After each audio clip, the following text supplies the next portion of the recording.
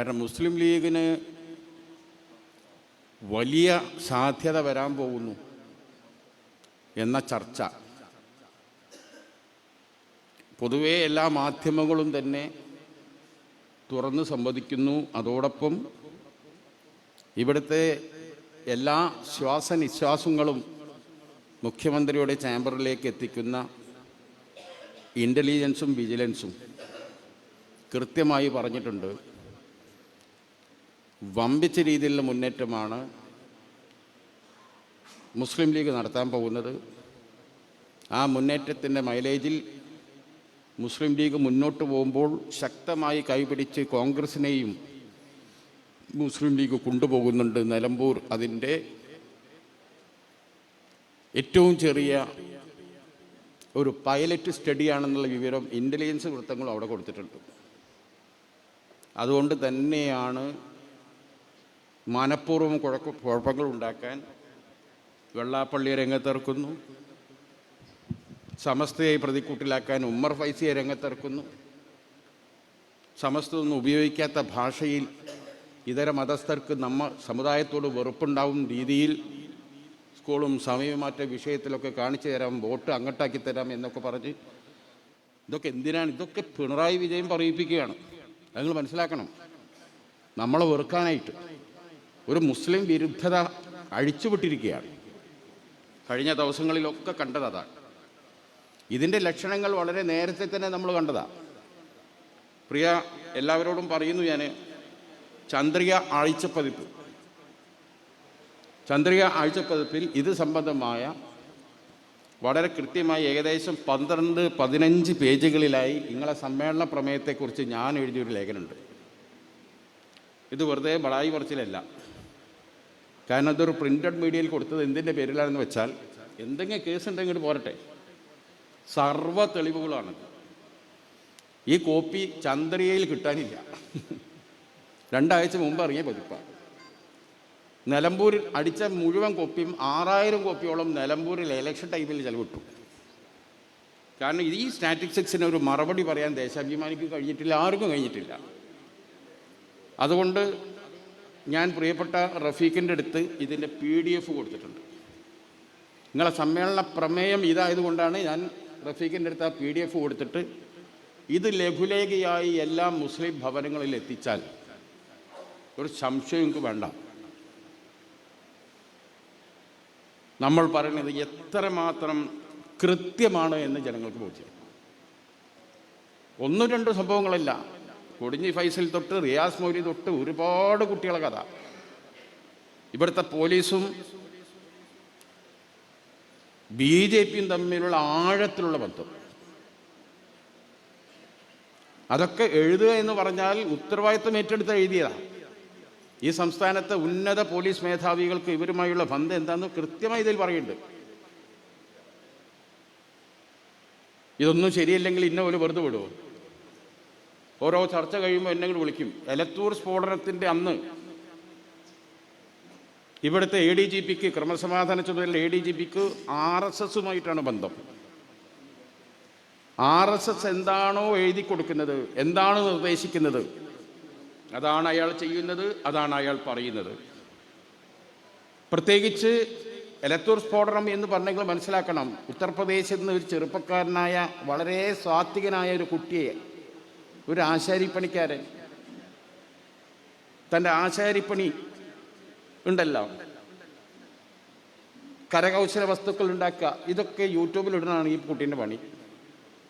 ഈ കുട്ടിയെക്കുറിച്ച് അന്വേഷിക്കാൻ എല്ലാവരും പോയി അവിടെ ഷഹീൻ ബാഗിൽ. ആ കുട്ടീൻ്റെ കൂടെ പഠിക്കുന്ന ഇതര മതസ്ഥരായ കുട്ടികളെ പോയി കണ്ടു.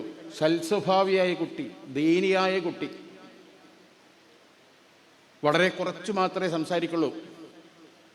പിതാവിനോടൊപ്പം ഒരു ആശാരിപ്പീടിയുണ്ട്, അവിടെ പോയി ആശാരിപ്പണി, ചിപ്പിളിക്കുന്തല പണി കൃത്യമായി തിരിച്ചെത്തും. ഈ കുട്ടീനെ ഒരു ദിവസം കാണാനില്ല, വൈകും വരെ നോക്കിയിട്ടും കാണാനില്ല. ആശാരിപ്പീടിയൊക്കെ പോകുമ്പോൾ ഉച്ചക്കുള്ള ഭക്ഷണം ഉമ്മ പൊതിഞ്ഞു കൊടുക്കും. ആ പൊതിയുമായിട്ട്, ഭക്ഷണ പൊതിയുമായിട്ടാണ് ഈ കുട്ടി പോയത്. ഈ കുട്ടി കേരളത്തിലേക്ക് വരാൻ പരിപാടി ഉണ്ടെങ്കിൽ ഉമ്മാൻ്റെ അടുത്ത് ഈ ഭക്ഷണം വാങ്ങേണ്ട ആവശ്യമുണ്ടോ? ഈ കുട്ടിയെ കിഡ്നാപ്പ് ചെയ്തു.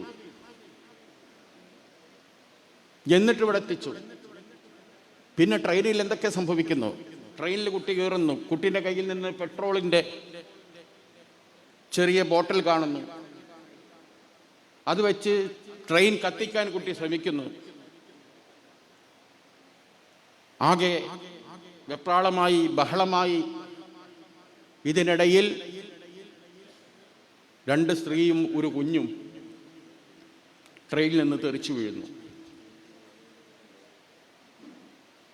ആരോ ചങ്ങല വലിക്കുന്നു.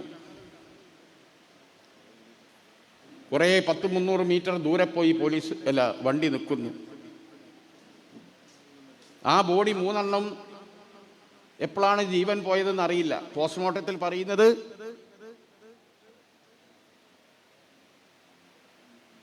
1 മണിക്കൂറും 10 മിനിറ്റും, ആക്സിഡന്റ് പറ്റിയതിനു ശേഷം 1 മണിക്കൂറും 10 മിനിറ്റും കഴിഞ്ഞിട്ടാണ് ഡെത്ത് സംഭവിച്ചതെന്നാണ് പോലീസ് പറയുന്നത്. മരിച്ച നിലയിലാണ് ഞങ്ങൾക്ക് കിട്ടിയത്. അപ്പം ഈ ട്രെയിൻ നിന്ന് ഇവർ വീണിട്ട് 1 മണിക്കൂറും 10 മിനിറ്റും കഴിഞ്ഞിട്ടാണ് പോലീസ് അവിടെ എത്തുന്നത്.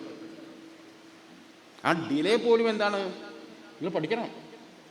അന്ന് നടന്ന ചർച്ചയിൽ ഞാൻ ചോദിച്ചു, വന്ന ഇരയെക്കുറിച്ച്, ഈ പ്രതിയെക്കുറിച്ച്, പ്രതിയുടെ സമുദായം നിങ്ങൾ എണ്ണുന്നു. ദാരുണമായി മരണപ്പെട്ട 3 ജീവനുകളുടെ മതം താങ്കൾ എഴുതാത്തത്? ഞാൻ അന്ന് ചോദിച്ചതാ. മരണപ്പെടുന്നവൻ്റെ മതം നിങ്ങൾക്ക് തികയുണ്ട്. അന്ന് വത്സൻ തില്ലങ്കേരി പിറ്റേ ദിവസം 10:40 അവിടെ എത്തുന്നു. വത്സൻ തില്ലങ്കേരിക്ക് എന്ത് കാര്യം? എരത്തൂരിൽ ട്രെയിൻ സ്ഫോടനം ഉണ്ടായാൽ റെയിൽവേൻ്റെ സഹമന്ത്രിമാരോ മന്ത്രിമാരോ ഉദ്യോഗസ്ഥന്മാരോ സ്ഥല MLA-മാർ MP-മാരോ ഒക്കെ വരും. ആരാണ് ഈ വത്സൻ തില്ലങ്കേരി? അയാൾ എന്തിനു വരുന്നു? RSSന്റെ ഉരുപറ്റ നേതാക്കളെ കൂട്ടി അവിടെ. അന്ന് മരണപ്പെട്ടത് RSS ആണെന്ന് തിരക്കിടില്ല. അങ്ങനെ RSSുമായുള്ള ഒരു ക്ലാഷ് അവർക്ക് അവിടെ ഒന്നുമില്ല. എന്തിന് RSS എത്തുന്നു? ഒരു പാക്കേജാണ്. അയാൾ പറയുന്നു ഈ പ്രതി നേരെ അതേ ട്രെയിനിൽ യാത്ര പോവുകയാണ്. രത്നഗിരി വെച്ച് പിടിക്കുന്നു, മഹാരാഷ്ട്ര ATS പിടിച്ചു എന്നാ പറയുന്നത്. അതൊക്കെ ഇതിൽ വളരെ കൃത്യമായി പറയുന്നത്, സമയം നേരം ഒക്കെ. ഇയാൾ പറയുന്നത് പ്രതി വരുന്നത് ഷഹീൻ ബാഗിൽ നിന്നാണ്. അത് വത്സൻ തില്ലങ്കേരി പറയാം.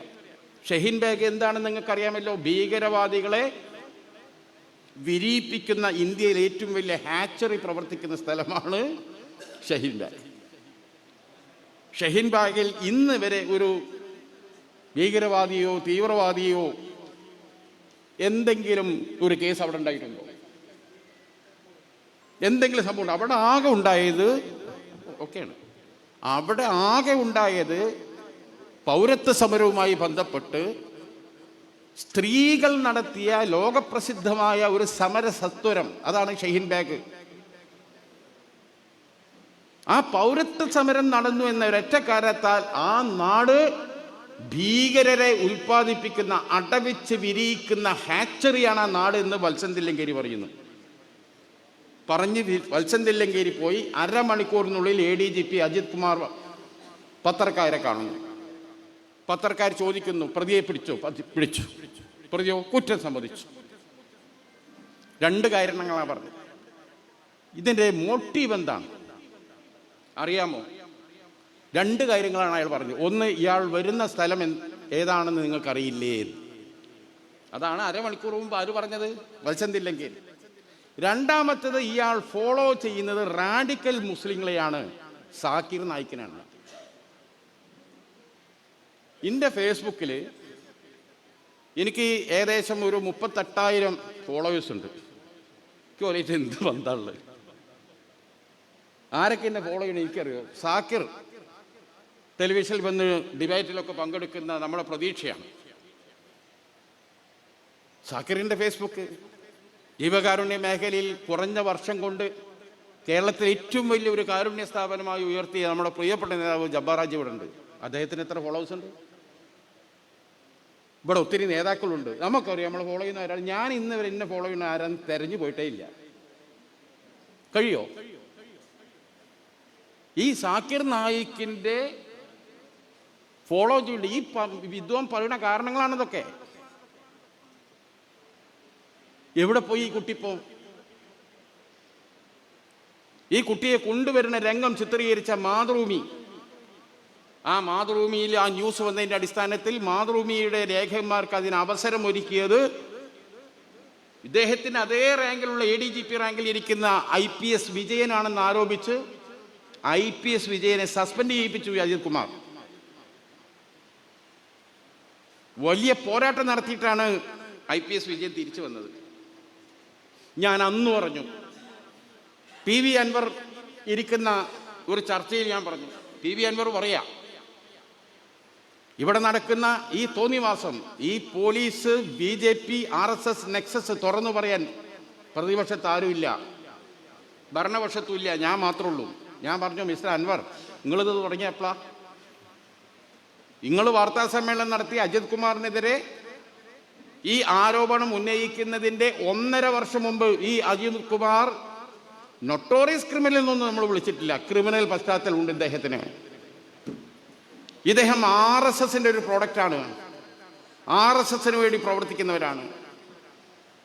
ഈ കേരളം മുസ്ലിം ഭീകരരാൽ സ്വസ്ഥത നഷ്ടപ്പെടുന്ന ഒരു നാടാണെന്നുള്ള പ്രതീതി ഉണ്ടാക്കലാണ് ഇദ്ദേഹത്തിൻ്റെ ആവശ്യം.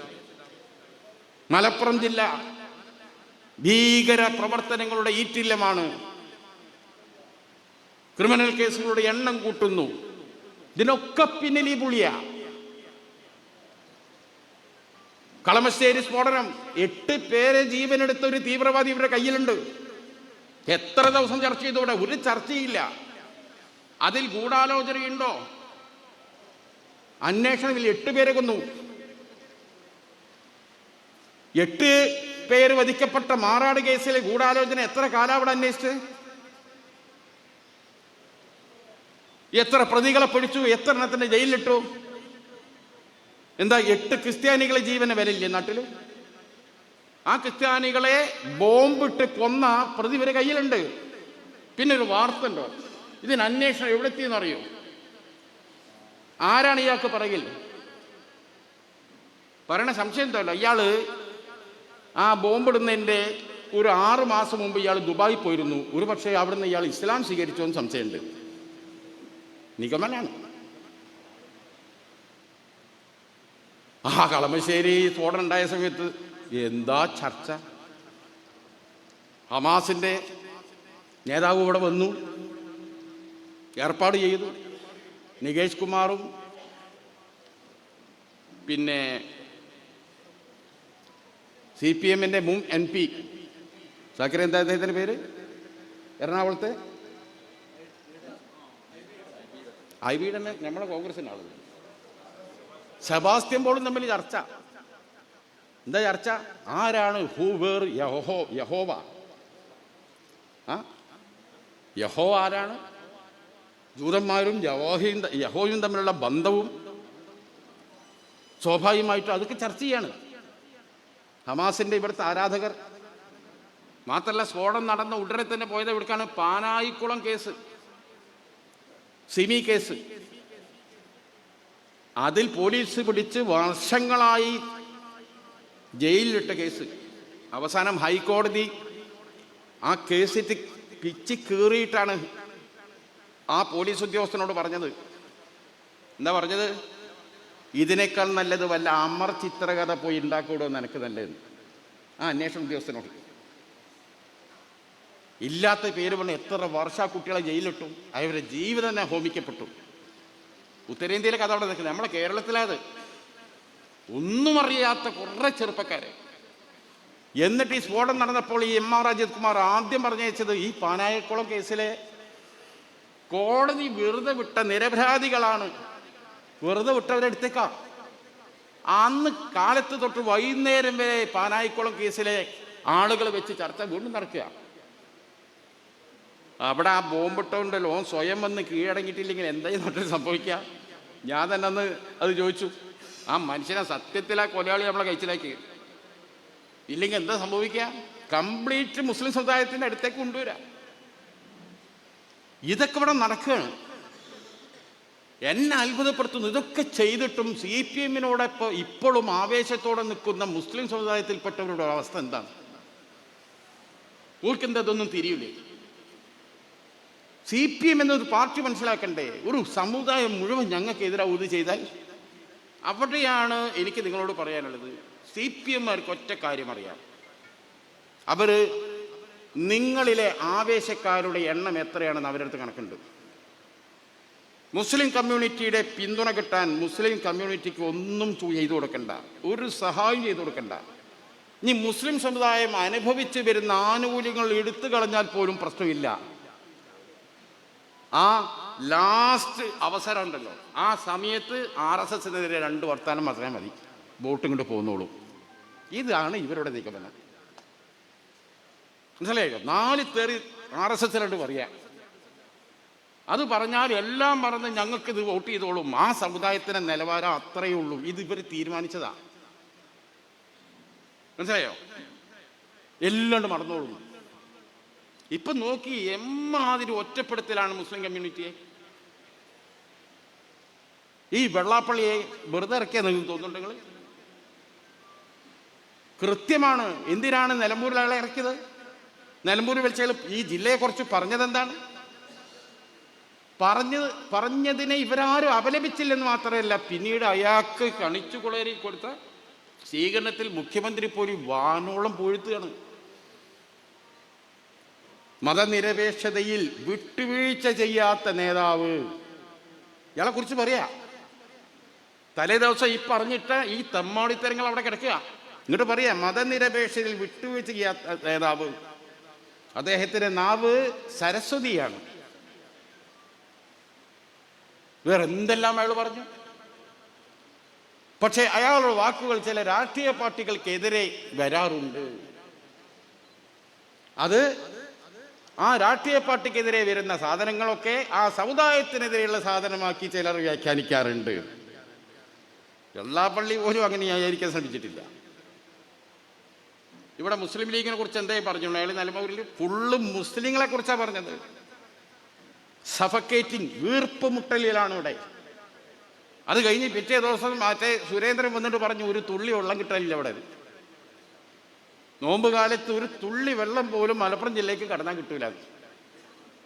അതിനടിയിൽ തന്നെ നമ്മൾ നോമ്പിന് തുറക്കുന്ന ഹോട്ടലിൻ്റെ ലിസ്റ്റ് നമ്മൾ കുട്ടികൾ ഇട്ടുകൊടുത്തത്. എനിക്ക് എത്ര ഗ്ലാസ് വെള്ളം വേണം സുര, ഇങ്ങോട്ട് വാന്ന് പറഞ്ഞിട്ട് മലപ്പുറം ജില്ലയിൽ ഹിന്ദുക്കൾ ഇട്ടെടുത്തത്.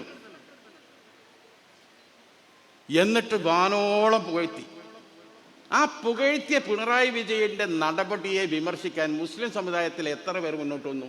ഞാൻ സംഘടനയുടെ പേര് പറയില്ല. ഇപ്പം സമീപകാലത്ത് ചില സംഘടനകളുടെ സ്വഭാവമാണ് ഞാൻ ഈ പറയണത്.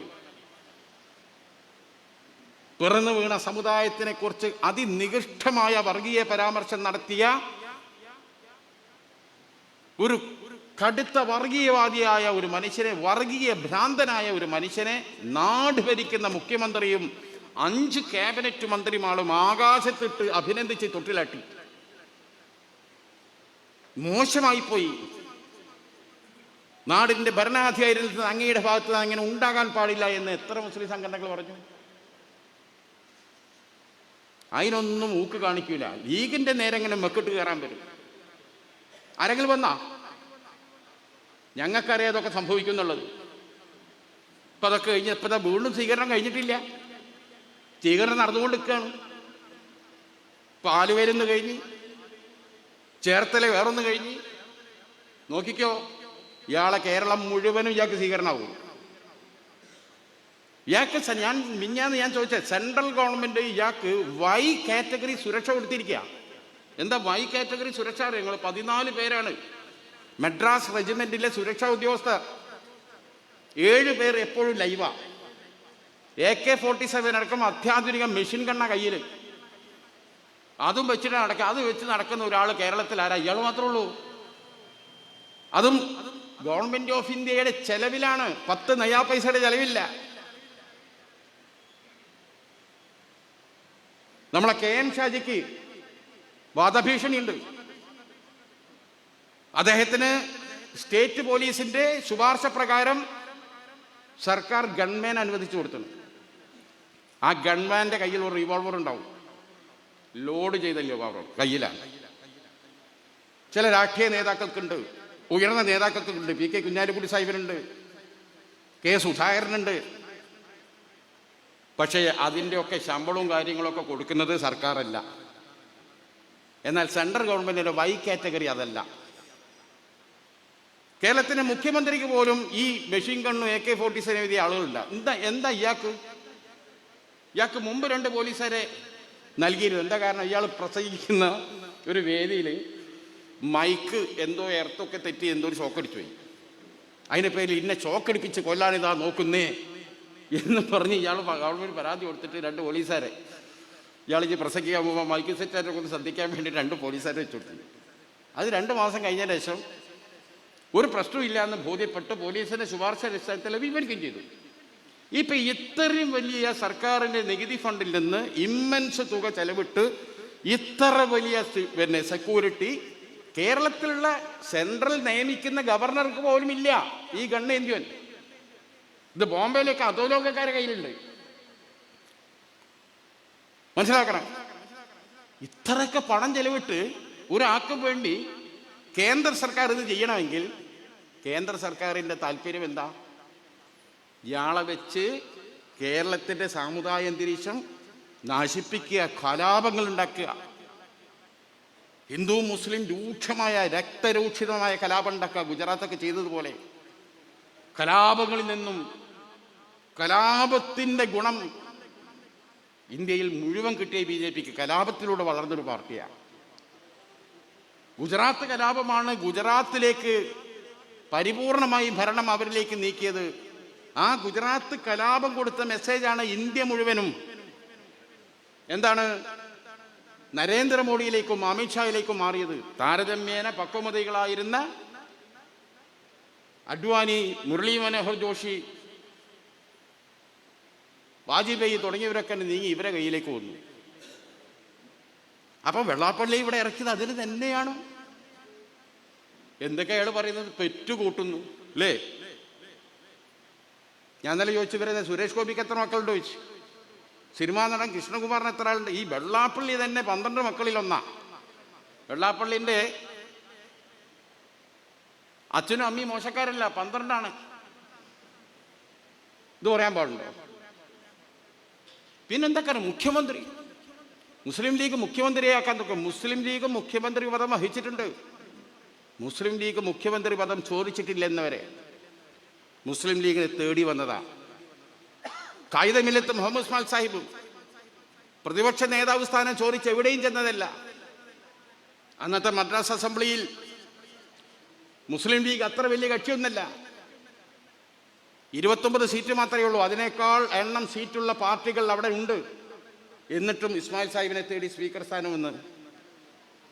കേരളത്തിൽ CH മുഹമ്മദ് കോയ മുഖ്യമന്ത്രിയാകുമ്പോൾ എന്താണ് ഏറ്റവും വലിയ പാർട്ടി ലീഗാണോ?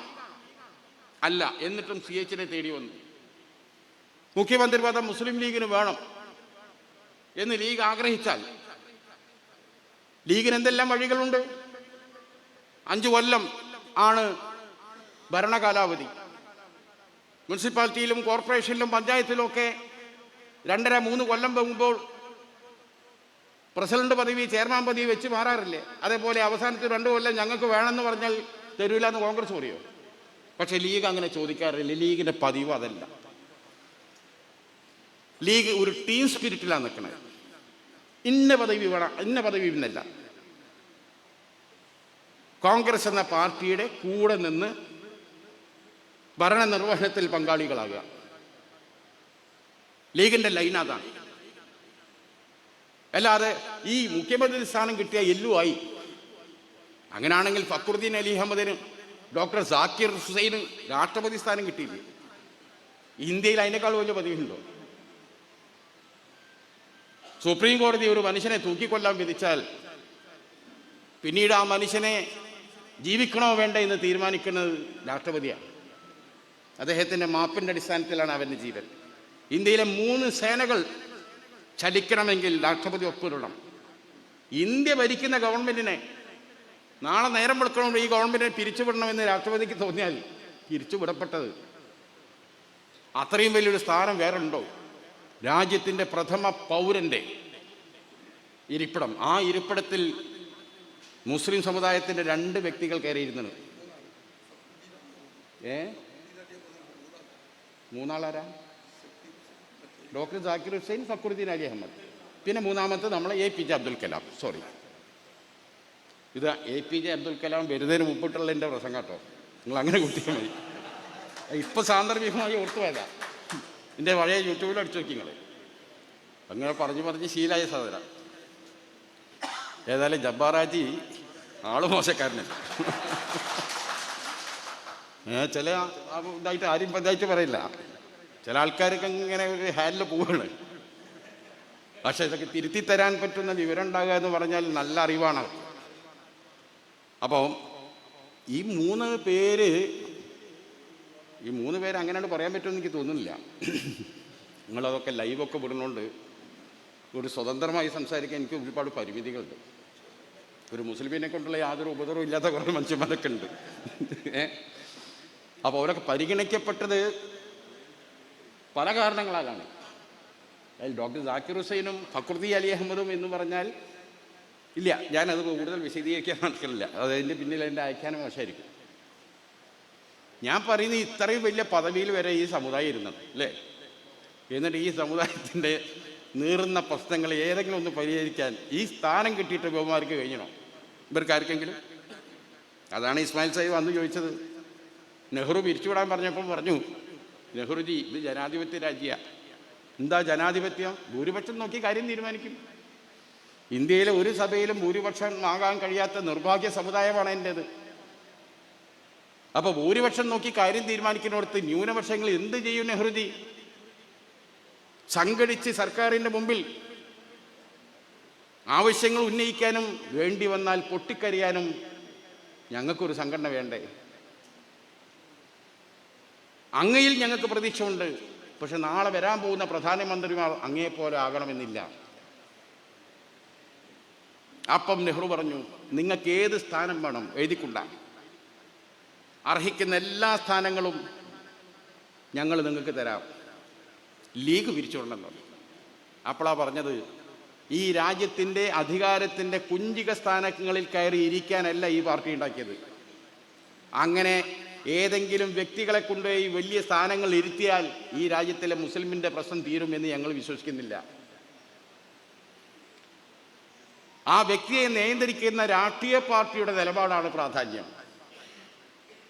അതുകൊണ്ട്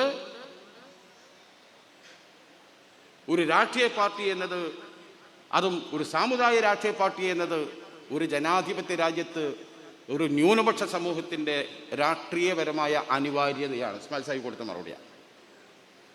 അത് എത്രമാത്രം ദീർഘവീക്ഷണപരവും ശരിയായ വിലയിരുത്തലുമാണെന്ന് കാലം തെളിയിച്ചില്ലേ? അതുകൊണ്ടാണ് ഞാൻ പറഞ്ഞത്, 3 പേർക്ക് ഈ സ്ഥാനത്ത് ഇരിക്കാൻ കഴിഞ്ഞിട്ട് എന്താ ഉണ്ടായത്? ജാക്കിർ ഹുസൈന് വേറൊരു ചരിത്രം കൂടിയുണ്ട്. ജാമിയ മിലിയ ഇസ്ലാമിയ യൂണിവേഴ്സിറ്റി മൗലാന അജ്മൽ ഖാൻ ഉണ്ടാക്കിയ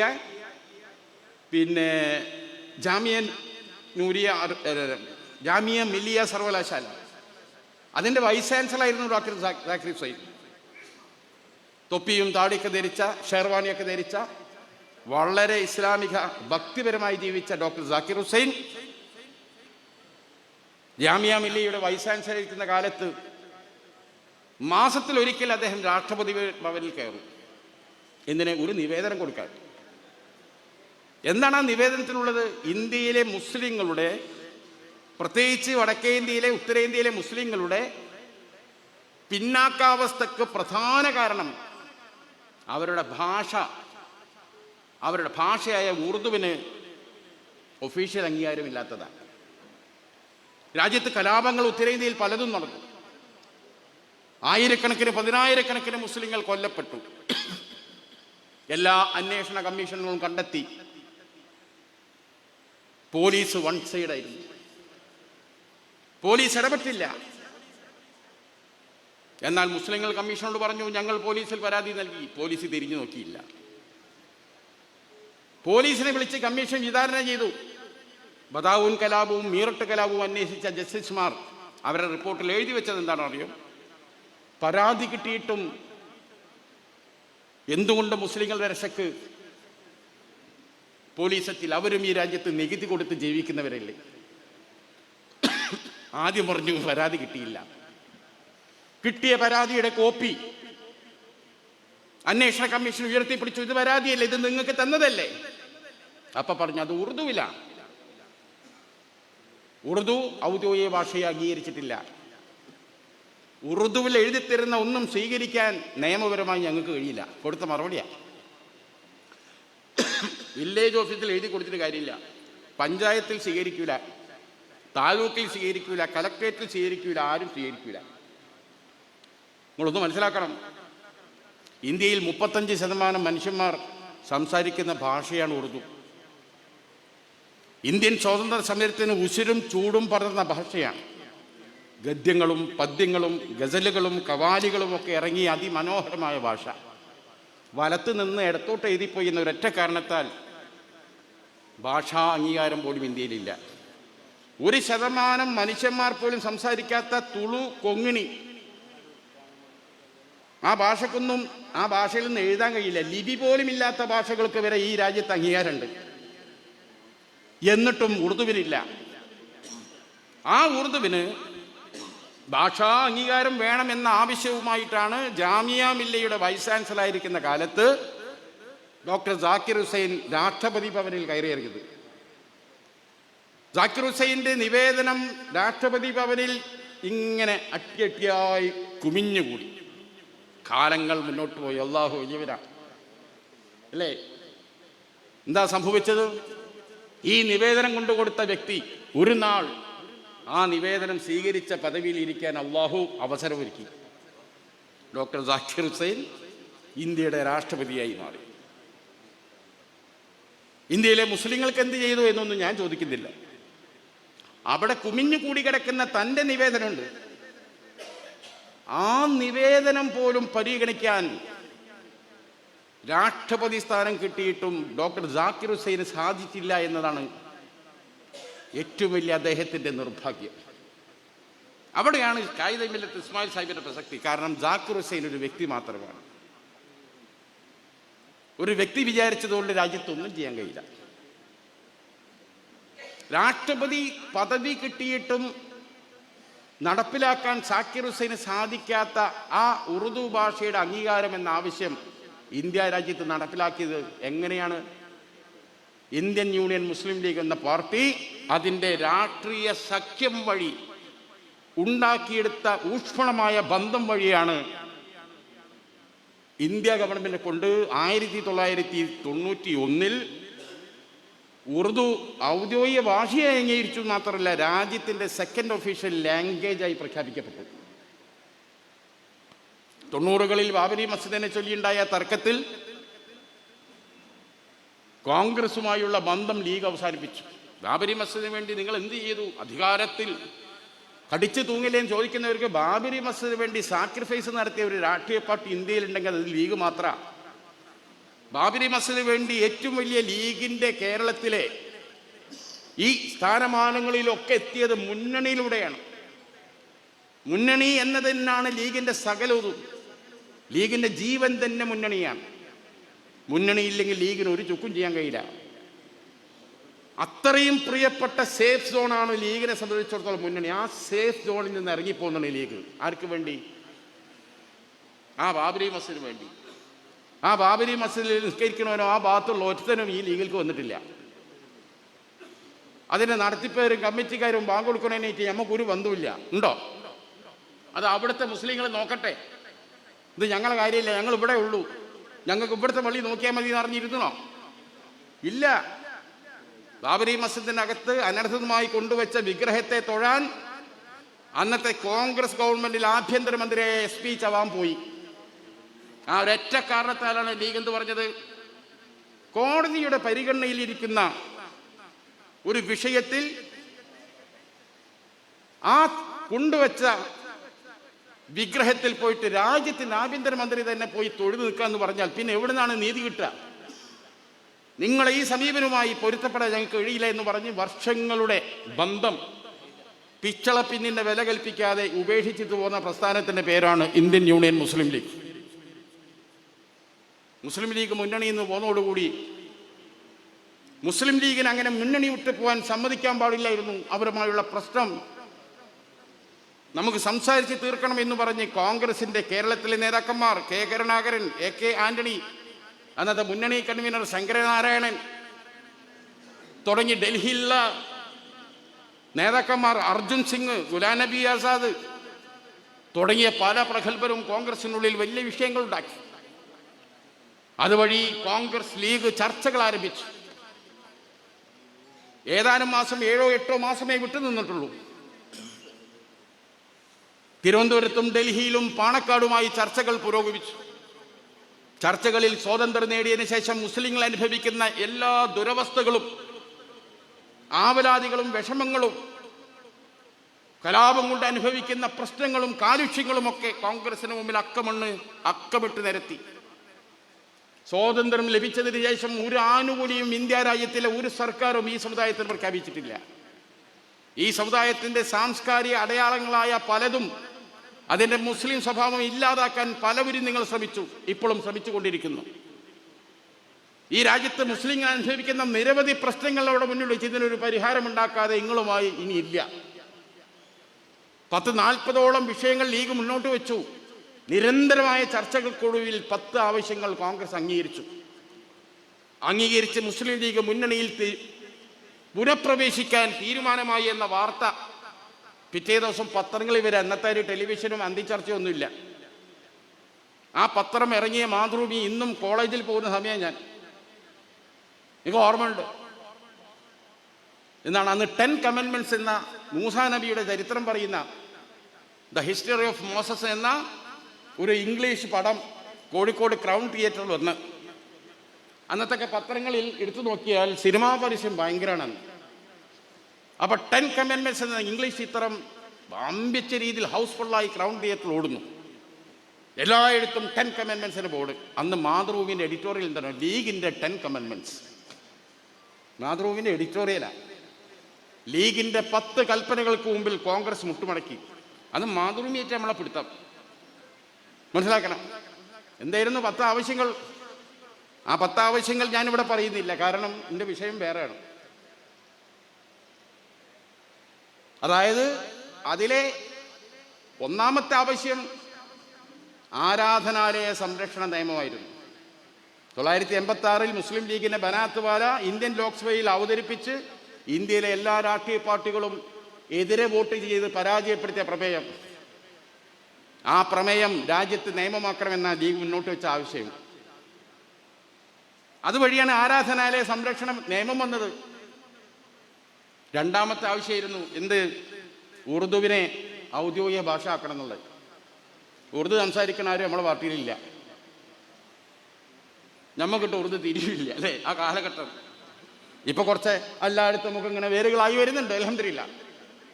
എന്താണ് ഇത്ര പ്രാമുഖ്യത്തോടു കൂടി എടുക്കാനുള്ള കാരണം?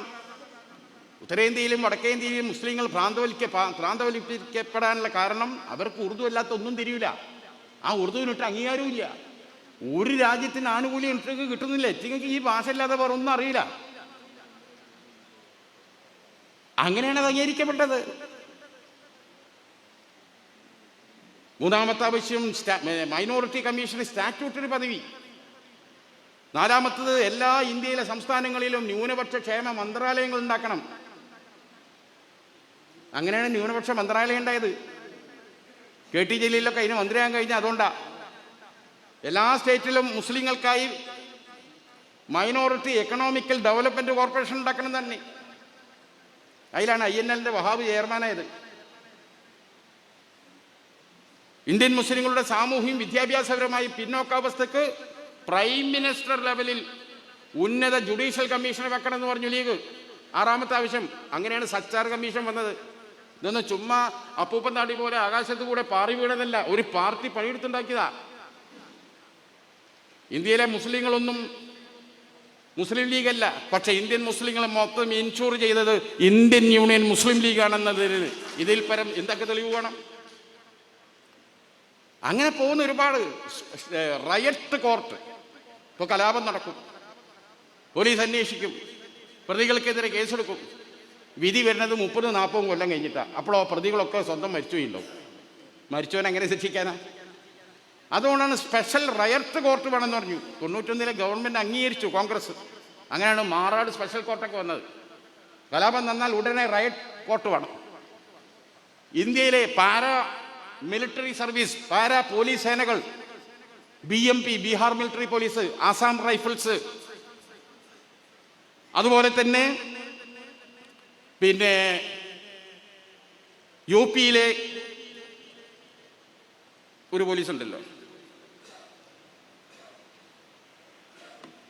ബീഹാർ മിലിറ്ററി പോലീസ്, അതേപോലെ തന്നെ UP-യിലെ ഒരു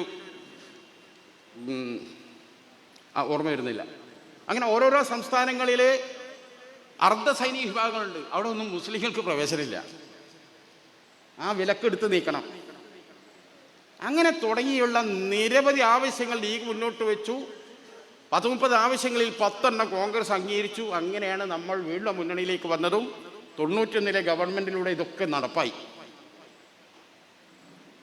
ഇപ്പം ഞാൻ പറഞ്ഞത്, രാഷ്ട്രപതി കസേര കിട്ടിയിട്ട് സാക്കിർ ഹുസൈന് നടത്താൻ കഴിയാത്തതാണ് ഈ ഇന്ത്യയിലെ ഏറ്റവും ചെറിയ സംസ്ഥാനമായ കേരളത്തിലെ ഈ മലബാറിൽ നിന്ന് 10-15 MLA-മാരും 2-3 MP-മാരും വെച്ച് ഒരു പ്രസ്ഥാനം ഇന്ത്യ ഭരിക്കുന്ന കക്ഷിയുമായുള്ള സൗഹൃദം ഉപയോഗിച്ച് നേടിയെടുത്തത്. അതുകൊണ്ടാണ് നമ്മൾ മുഖ്യമന്ത്രിയാൻ ശ്രമിക്കാത്തത്. നമുക്ക് മുഖ്യമന്ത്രി പദമല്ല വരുന്നത്. നമ്മൾ അനുഭവിക്കുന്ന സമൂഹത്തിൻ്റെ നീറുന്ന പ്രശ്നങ്ങൾക്ക് പരിഹാരം കാണാൻ രാജ്യത്തെ ഏറ്റവും വലിയൊരു മതേതര ദേശീയ പ്രസ്ഥാനവുമായി നല്ല ബന്ധം ഉണ്ടാക്കുക. ആ ബന്ധമാണ് ഞങ്ങൾ ഉപയോഗപ്പെടുത്തിയത് ഇന്ത്യക്ക് മൊത്തമായിട്ട്. അല്ല, കോൺഗ്രസ്സിന് പ്രത്യേകമായി ഒരു വെളിപാടുണ്ടായി, ഒരു തോന്നലുണ്ടായി, അങ്ങനെ ഉണ്ടായതല്ല ഇതൊന്നും. മുസ്ലിം ലീഗിൻ്റെ ആവശ്യങ്ങളോട് പുറംതിരിഞ്ഞ് നിൽക്കാൻ കോൺഗ്രസ്സിന് കഴിയുന്നില്ല. അതുകൊണ്ട് തന്നെയാണ് ഇന്ത്യൻ യൂണിയൻ മുസ്ലിം ലീഗിനെ മുന്നണിയിലെടുത്തു. ആദ്യം UP-യിലെടുത്തു, ഇപ്പൊ ഇന്ത്യ സഖ്യത്തിലെടുത്തു. 10 വർഷം കേന്ദ്രമന്ത്രിയാക്കി. മൗലാന അബുൽ കലാം ആസാദ് കൈകാര്യം ചെയ്ത മാനവ വിഭവശേഷി വകുപ്പ് തന്നു. ഇന്ത്യൻ റെയിൽവേ വകുപ്പ് തന്നു. ലോകത്തിന് മുമ്പിൽ ഇന്ത്യക്ക് വേണ്ടി ലീഡർഷിപ്പ് കൊടുക്കാൻ വിദേശകാര്യ വകുപ്പ് വരെ നൽകി. 10 വർഷക്കാലം കേന്ദ്ര ഭരണത്തിൽ പങ്കാളികളായി. എന്തെങ്കിലും പറയിപ്പിച്ചോ നമ്മൾ? വർഗീയപരമായ എന്തെങ്കിലും ഒരു ആക്ഷേപണം ലീഗിനെ കുറിച്ച് ഉണ്ടായോ ആർക്കെങ്കിലും? അല്ലേ? 19 മാസമാണ് റെയിൽവേ മന്ത്രിയായി അഹമ്മദ് സാഹിബ് നിന്നത്. 19 മാസം 19 ട്രെയിനാണ് കൊണ്ടുവന്നത്. അങ്ങനെ ഒരു ചരിത്രം മാറി ആർക്കെങ്കിലും ഉണ്ടോ?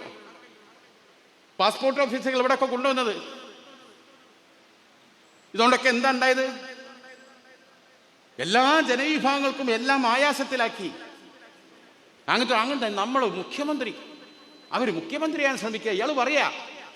പക്ഷെ കേരളത്തിലെ സ്മൃതി പരുത്തിക്കാട്ടടക്കം, അഭിലാഷ് മോഹൻ അടക്കം, PG സുരേഷ് കുമാർ അടക്കം, അബ്ജോദ് ഏഷ്യാനെറ്റിലടക്കം എല്ലാവരും ഒരുമിച്ച് പറഞ്ഞു, എന്താ മുസ്ലിം ലീഗ് മുഖ്യമന്ത്രിയായ കുഴപ്പം?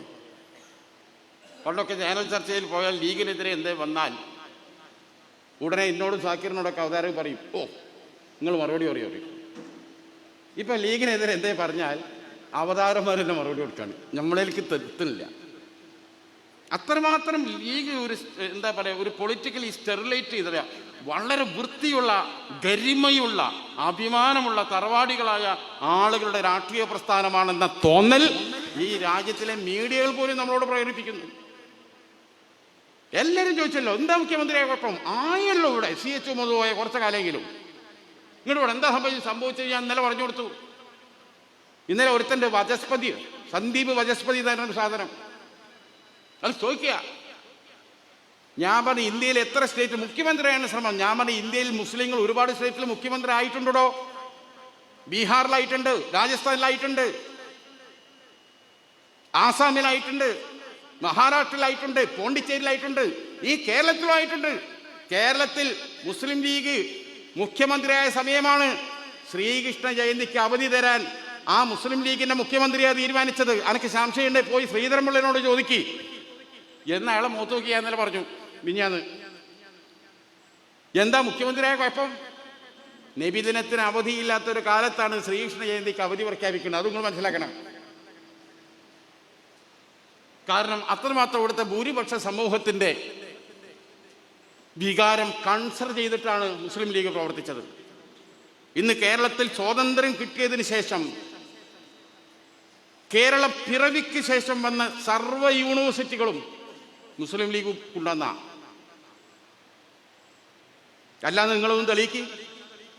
28 കൊല്ലം വിദ്യാഭ്യാസം മുസ്ലിം ലീഗ് കൈകാര്യം ചെയ്തു. 34 കൊല്ലം കൈകാര്യം ചെയ്ത ഇടതുപക്ഷത്തിന് ഒരു യൂണിവേഴ്സിറ്റി കൊണ്ടുവരാൻ കഴിഞ്ഞില്ല. അപ്പം നിങ്ങൾ പറയും കാലിക്കറ്റ് യൂണിവേഴ്സിറ്റി EMS ഭരിക്കുമ്പോഴല്ലേ. അത് ശരിയാണ്. EMS എന്ന് മുഖ്യമന്ത്രിയാണ്, അത് ഞങ്ങൾ സമ്മതിക്കുന്നുണ്ട്.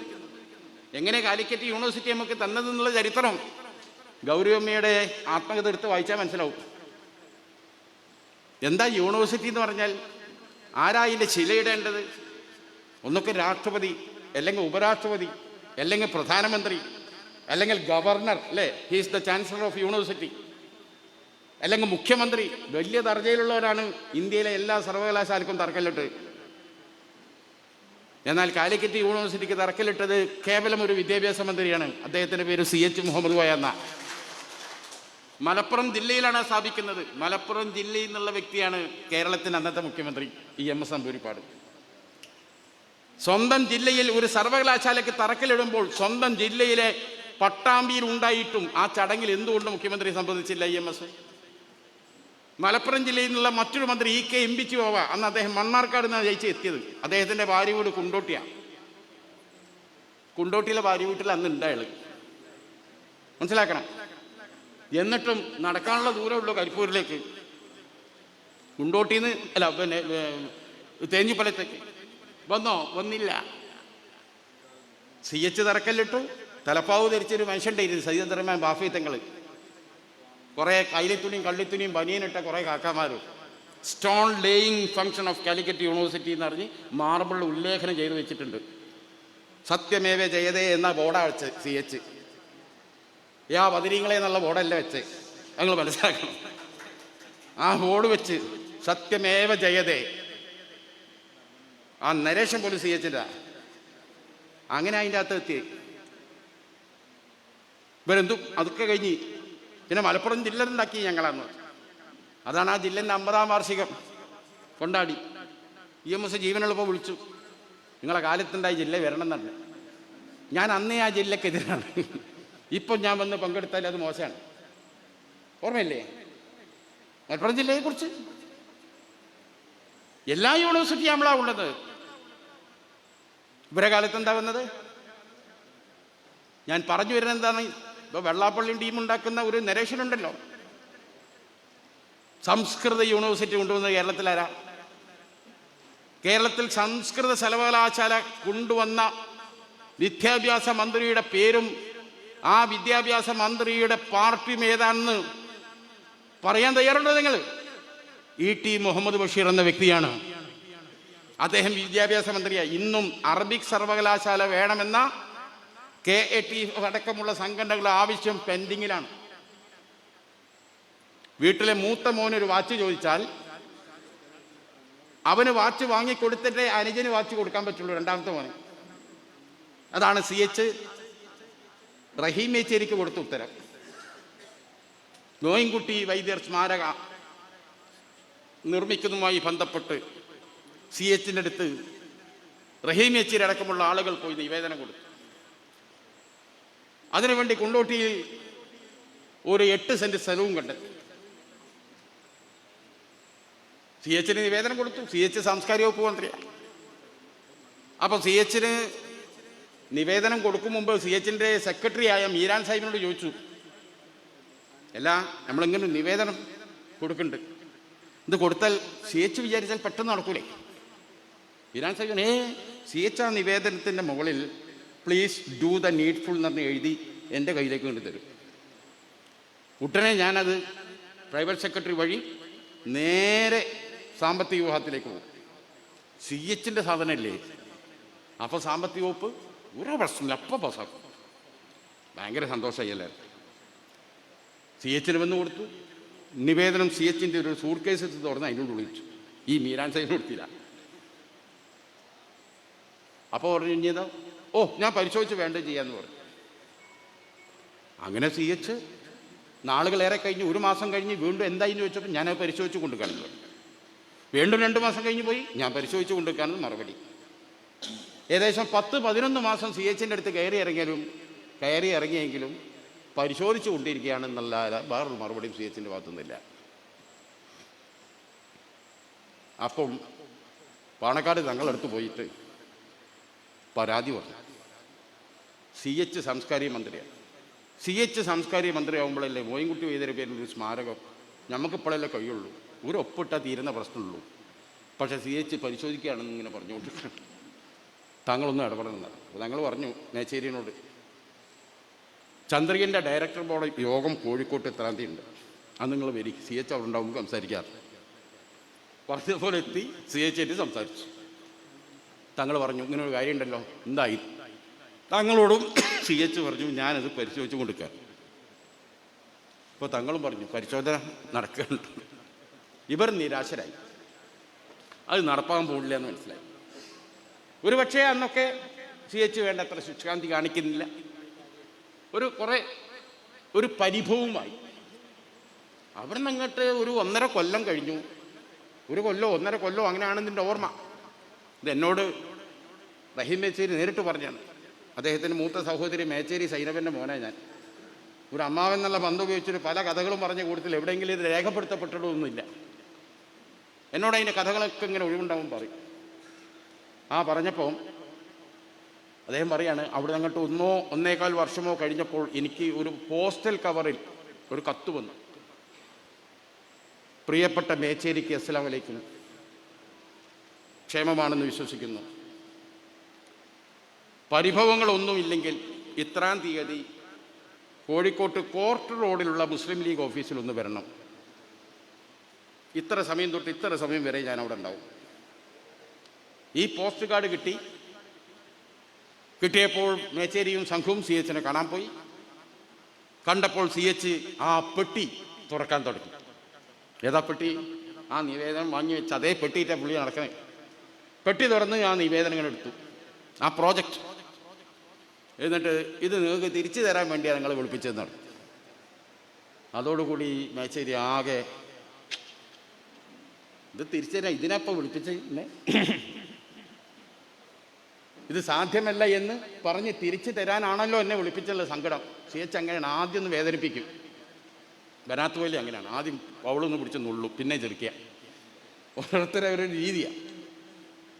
ആദ്യം ഭയന്നപ്പം ഒറ്റ ചോദ്യം ചോദിച്ചത്, ഈ പ്രോജക്റ്റ് എത്ര രൂപയുടെ പ്രോജക്റ്റാണ്? വളരെ 4-5 ലക്ഷം രൂപേൻ്റെ ചെറിയ പ്രോജക്റ്റ്. ഇതിൻ്റെ സ്ഥലം എത്രയാണ്? 8. അവിടെ ഞാൻ എത്ര സ്ഥലം? സ്ഥലം അവിടെ ഒരുപാടുണ്ട്. ആ മൊത്തം സ്ഥലം ഉണ്ട് ഉൾപ്പെടുത്തിയിട്ട് ഇപ്പോഴുള്ള പ്രോജക്റ്റിനെ കാട്ടി ഒരു 10 ഇരട്ടി വലിപ്പമുള്ള വലിയ വിശാലമായ ലൈബ്രറി, അത് ഗവേഷണം ഒക്കെ ഉള്ള വലിയൊരു പ്രോജക്റ്റാക്കി 1.5 മാസത്തിനുള്ളിൽ എൻ്റെ കയ്യിൽ ഏൽപ്പിക്കണം. അതിനാ വിളിപ്പിച്ചത്.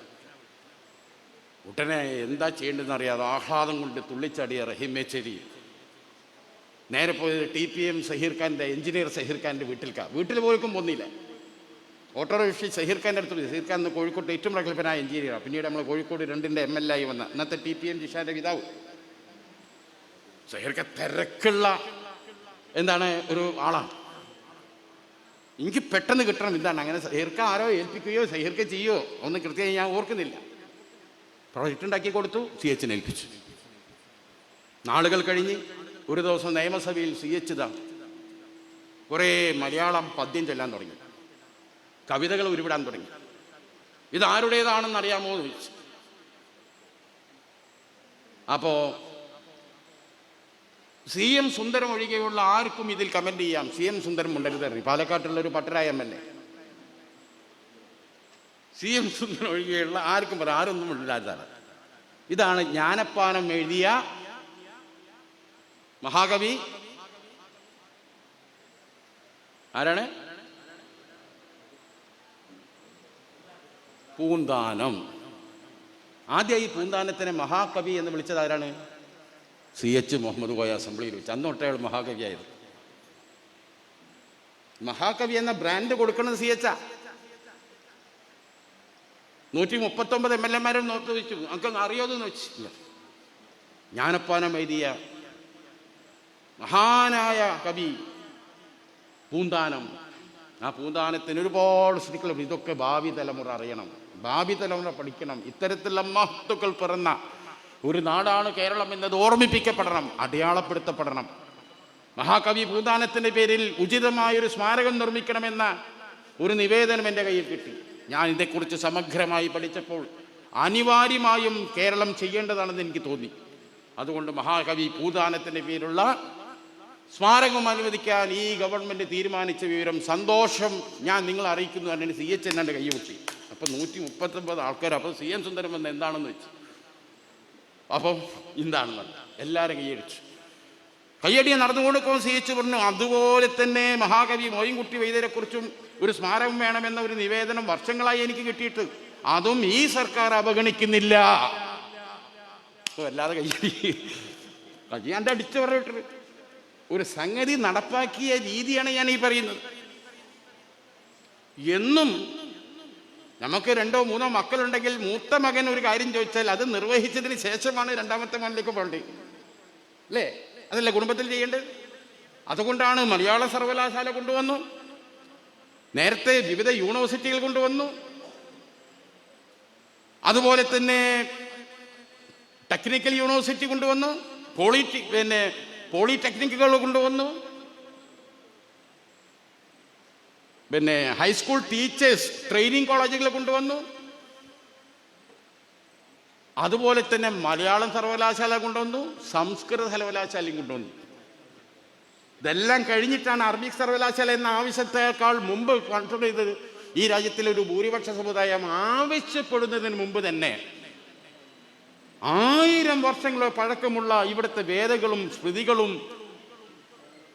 എല്ലാം ഇറങ്ങിയ ഒരു ഭാഷ, ഇവിടുത്തെ ഭൂരിപക്ഷ സമൂഹത്തിൻ്റെ എല്ലാ വേദങ്ങളും സ്മൃതികളും അല്ലേ, എല്ലാം ആ ഭാഷയിൽ. ആ ഭാഷ ഇവിടെ അന്യം നിന്നാൻ പാടില്ല. ആ ഭാഷയുടെ സംരക്ഷണം അതൊരു ലീഗ് മന്ത്രിയിലൂടെയാണ് നിർവഹിക്കപ്പെട്ടത്. അതാണ് പഠിക്കേണ്ടത്. ഇവിടെ പറയുകയുണ്ടായി, എന്തോ നമ്മൾ അനർഹത നേടുന്നു, ന്യൂനപക്ഷ പ്രീണനം നടത്തുന്നു. പിണറായി വിജയൻ നടത്തിയ പ്രീണനം എന്താ? ഒന്ന് പറഞ്ഞുണ്ടാ എന്താ നടത്തിയ പ്രീണനം? എന്നാൽ മുസ്ലിം സമുദായം വർഷങ്ങളായി അനുഭവിച്ചു വരുന്നത്, കവർന്നെടുത്തത് എണ്ണി ഞങ്ങൾ പറഞ്ഞു തരാം. പെട്ടെന്ന് വികലാംഗർക്ക് പെട്ടെന്നൊരു സംഭാഷണം, വളരെ സന്തോഷമുള്ള കാര്യമാണ്. നോക്കുമ്പോൾ ഇന്നെടുത്ത് കൊടുക്കുന്ന സംവരണം മുസ്ലിം കോട്ടയിൽ സംവരണം പ്രഖ്യാപിച്ചോട്ടെ, ഒക്കെ എടുത്ത് കൊടുക്കുന്ന എവിടുന്നാ? ഒക്കെ മുസ്ലിം കോട്ടയെന്ന്. ഇനി എന്താ എടുക്കാൻ ബാക്കിയുള്ള എല്ലാ സ്കോളർഷിപ്പുകളും നിർത്തലാക്കി. സച്ചാർ കമ്മീഷൻ പ്രകാരം കേരളത്തിൽ വന്ന 18ഓളം Muslim youth coaching centre for youths Sachar commission ആനുകൂല്യം തന്നെ കേരളത്തിൽ വേണ്ടാന്ന് വെച്ചു, ഇല്ലേ? എന്തെല്ലാം ആനുകൂല്യം മുസ്ലിങ്ങൾ നിശ്ചയിച്ചു. ഇങ്ങോട്ട് പറയുന്നു മുസ്ലിങ്ങളെ പിണറായി പീഡിപ്പിച്ചു. എന്താ പറഞ്ഞത്? സമസ്ത പറഞ്ഞപ്പോൾ എന്ത് ചെയ്തു? സമസ്ത പറഞ്ഞപ്പോൾ പേടിച്ചിട്ട് PSCക്ക് വിടുന്നതിന് പിന്മാറി. അപ്പൊ PSCക്ക് വിട്ടത് എന്തിനാ?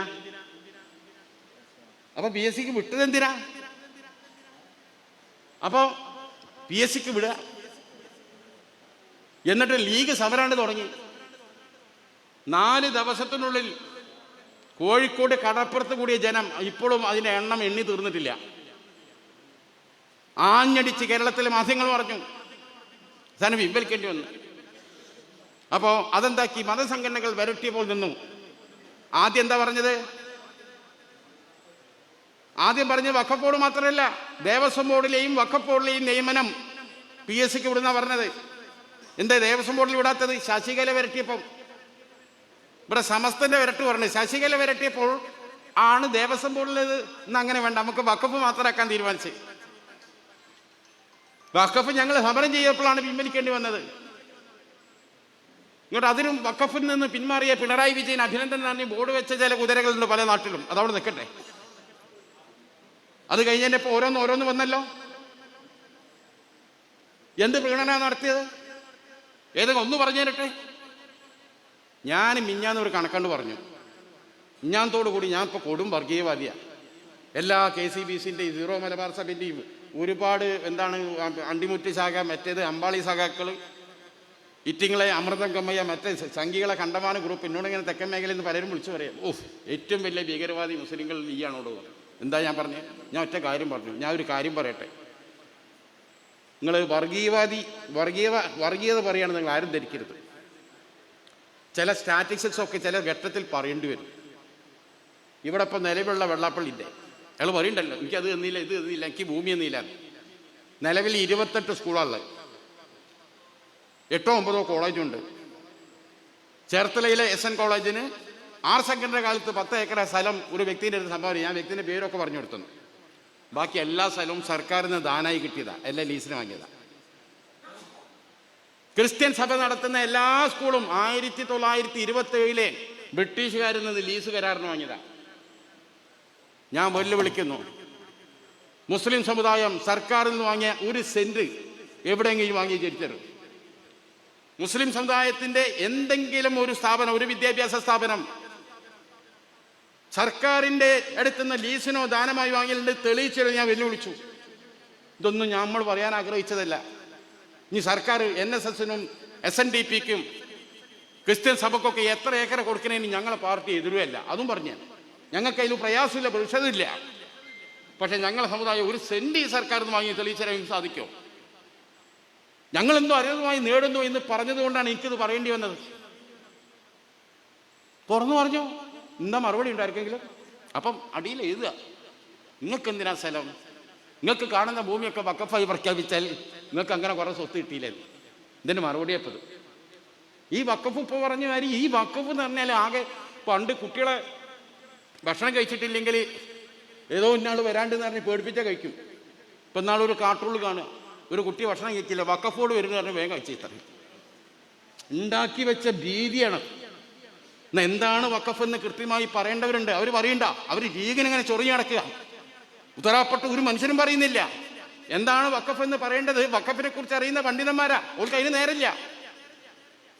അവസാനം വഖഫ് എന്ന് പറഞ്ഞാൽ പേടിപ്പെടുത്തുന്ന എന്തോ ഒരു സാധനമായി മാറിക്കഴിഞ്ഞു, അല്ലെങ്കിൽ ഇൻസ്റ്റിറ്റ്യൂട്ടായി. ഇപ്പൊ ലവ് ജിഹാദ് ഇല്ലാന്ന് സുപ്രീം കോടതി പറഞ്ഞു, BJPന്റെ കേന്ദ്രമന്ത്രി പറഞ്ഞു, പോലീസും പട്ടാളമൊക്കെ പറഞ്ഞിട്ടും ഇപ്പോഴും ലവ് ജിഹാദ് ഉണ്ട് എന്ന് വിശ്വസിക്കുന്ന ഒരു സമൂഹത്തെ സൃഷ്ടിച്ചെടുക്കാൻ സംഘപരിവാറിന് സാധിച്ചിട്ടുണ്ട്. അതുപോലെ വഖഫ് എന്ന സാധനം ഇത് ഭീകരാണ്. വഖഫിന് ആൾക്കാർ വന്ന് ഈ ഭൂമി കണ്ട് ഇഷ്ടപ്പെട്ടാൽ അത് ഞങ്ങളുടെന്ന് പറഞ്ഞാൽ ആയേ എന്ന് വിശ്വസിക്കുന്ന ഒരു സമൂഹത്തെ സൃഷ്ടിച്ചെടുത്ത് കഴിഞ്ഞു. ഇനി പോയി വിശദീകരിച്ചിട്ടൊന്നും ഒരു കാര്യമില്ല. ഞങ്ങൾക്ക് പരിമിതികളില്ലേ? വഖഫിനെ കുറിച്ച് എന്തെങ്കിലും ഞങ്ങൾ പറഞ്ഞിട്ടുണ്ടെങ്കിൽ വഖഫിൽ തന്നെ പല ഫിഖ് പ്രശ്നങ്ങളുള്ള സംഘടനകൾ ലീഗിനകത്തുണ്ട്. ലീഗിന് അതിലൊക്കെ വെറും വഖഫ് നിയമം എന്താണെന്ന് വിശദീകരിക്കാൻ വേണ്ടി മാത്രമേ ഇതൊക്കെ ഇറങ്ങി പുറപ്പെട്ട ആൾക്കാരുണ്ട്. ഓൽക്കൊന്നും അതിന് നേരമില്ല. ഓല് യൂട്യൂബിൽ തോന്നിയ ദിവസം പറഞ്ഞ് പൈസ ഉണ്ടാക്കി കൊണ്ടുവയ്ക്കുക, വെറും പൈസ ഉണ്ടാക്കണ വിദ്യ മാത്രമാണ്. എന്നിട്ട് അതും വെച്ച് ഈ സമുദായത്തിനെ ട്രോള ആൾ വരും. 24 കൂടി എല്ലാ മൂലമാർ സ്വർഗത്തിലാണ്. അതിൻ്റെ വിവരണങ്ങളും അതിലെ പെണ്ണുങ്ങളുടെ മുലയുടെ വലുപ്പം അത് വൃത്തികേടല്ലാത്ത വേറെ ഒന്നും നമുക്ക് തോന്നാം. ഇത് കണ്ടിട്ടാണ് ഇന്നലെ പോലും മിഞ്ഞാന്ന് പോലും ഇയാൾ BJPക്കാർ എന്നോട് പറയാം. ഞാൻ ചോദിച്ചു, ഞങ്ങളെ പണ്ഡിതന്മാരാരെങ്കിലും, ജിഫ്രി തങ്ങളാകട്ടെ, കാന്തപുര ഉസ്താദാകട്ടെ, TP അബ്ദുൽ കോയ മദീനി ആകട്ടെ, ഹുസൈൻ മടൂരാകട്ടെ, അങ്ങനെ പോയി അവരൊക്കെ ഒരു ഭാഷ നോക്കി അന്യമത വിദ്വേഷം ഉണ്ടാക്കുന്ന എന്തെങ്കിലും ഒരു വാക്കോ ഒരു ശകലമോ അവരിലുണ്ടോ എന്ന് ചോദിച്ചപ്പോൾ ഇയാൾ എന്നാ മറുപടി എന്നറിയാം? കാണിച്ചു തരാൻ ഞാൻ. പച്ചക്ക് അശ്ലീലം പറയുന്ന എത്രണ്ണം ഞാൻ കാണിച്ചു തരാന്ന് ഇങ്ങോട്ടേക്ക് പറയണവര് സ്വന്തം ദൗത്യവും ധർമ്മവും മറക്കുകയാണ്. നമ്മുടെ സമുദായത്തിന്, ഇസ്ലാമിന് നേരെ അതിൽ ഇത്തരം പ്രശ്നങ്ങൾ വന്നാൽ വളരെ സൗമ്യമായി ഇതര മത സമൂഹങ്ങൾക്ക് മുമ്പിൽ അതെന്താണെന്ന് വിശദീകരിച്ചു കൊടുക്കാൻ ആരുമില്ല. വിശദീകരിക്കണ്ട്. അത് കൂടുതൽ വ്യൂവേഴ്സ് കൂടാൻ വേണ്ടി എരിവും പുളിയുള്ള ഇത്തരം സാധനം ഇത് കാണാൻ വരുന്ന ആരാണ്? ഒക്കെ മറ്റുള്ള ആളുകൾ. ഞാൻ പറഞ്ഞു വരുന്നത് ഇതൊരു പ്രതിസന്ധിയാണ്. വലിയ ഭീതിജനമായ അന്തരീക്ഷത്തിലേക്ക് നമ്മൾ പോവുക. നിങ്ങൾ എന്താ മനസ്സിലാക്കണേ? ഈ കൊണ്ടുവച്ച ഈ വഖഫിന്റെ നിയമം, ആ നിയമം എങ്ങാനും പാസ്സായി ഇവിടെ ഉണ്ടാകാൻ പോകുന്ന അവസ്ഥ എത്ര ആളുകൾ മനസ്സിലാക്കിയിട്ടുണ്ട്? ഇപ്പൊ എൻ്റെ ചാലിയത്ത് 16 ഏക്കർ ഭൂമിയാണ് വഖഫ്. ആയിരക്കണക്കിന് വർഷങ്ങളാണ് ഈ നാട് ഇവിടം തൊട്ട് വാഴക്കാട് തുടങ്ങി അങ്ങനെ അറ്റ ഇളമരം ആ ഭാഗത്ത് അവിടെ നിന്ന് വരെ മയ്യത്തുകൾ ഒരു കാലത്ത് വെച്ചിരുന്നത് ചാലിയത്താണ്. ഇവിടെ ഒന്നും സ്ഥലമില്ല. അതിന് ശേഷം കുട്ടോട്ടി വരുന്നത് അവിടെ ചരിത്ര രേഖയുണ്ട്. ചാലിയാത്തിൻ്റെ പുസ്തക സമാഹാരമുണ്ട് ചരിത്ത്. അതിലെ ഗ്രന്ഥം അറബി മലയാളത്തിൽ എഴുതി വെച്ച ഒരുപാട് കിതാബുണ്ട്. അതിൽ മയ്യത്ത് വരുന്ന റൂട്ടുണ്ട്. മയ്യത്തേറ്റ് വരുന്നവർക്ക് വെള്ളം കുടിക്കാൻ കിട്ടുന്ന സ്ഥലം, ഭക്ഷണം ഉണ്ടാക്കി കൊടുക്കേണ്ട വര, അതൊക്കെ നിശ്ചയിച്ച കണക്കുണ്ട്. ഒരു കാലഘട്ടം ഒരു മനുഷ്യൻ ഏതെങ്കിലും ഒരുത്തൻ വന്ന് ഈ ഭൂമി സർക്കാരിൻ്റെ നിന്ന് പിടിച്ചെടുത്തതാണ്, കയ്യേറിയതാണെന്ന് പറഞ്ഞ ഒരു പരാതി കൺസേൺ ഡെസിഗ്നേറ്റഡ് ഉദ്യോഗസ്ഥന് നൽകിയാൽ ആ നൽകിയ നിമിഷം തൊട്ട് ആ ഭൂമി തർക്കവസ്തുവായി എന്നാ പുതിയ നിയമത്തിലുള്ളത്. ആ തർക്കവസ്തുവായാൽ പിന്നെ അവിടെ മയ്യത്ത് വെക്കാൻ കഴിയില്ല. എത്ര പേർക്ക് ഇതിന്റെ ഗൗരവം അറിയാം? ലീഗിനിങ്ങനെ ചൊറിഞ്ഞു നടക്കുകയാണ് കിട്ടുന്ന സമയം മുഴുവൻ.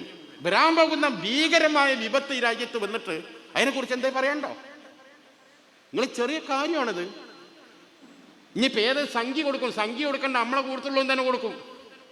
നമ്മൾ മതസംഘടനകൾ തമ്മിൽ അത്രയും നല്ല ബന്ധമാണല്ലോ അല്ലേ?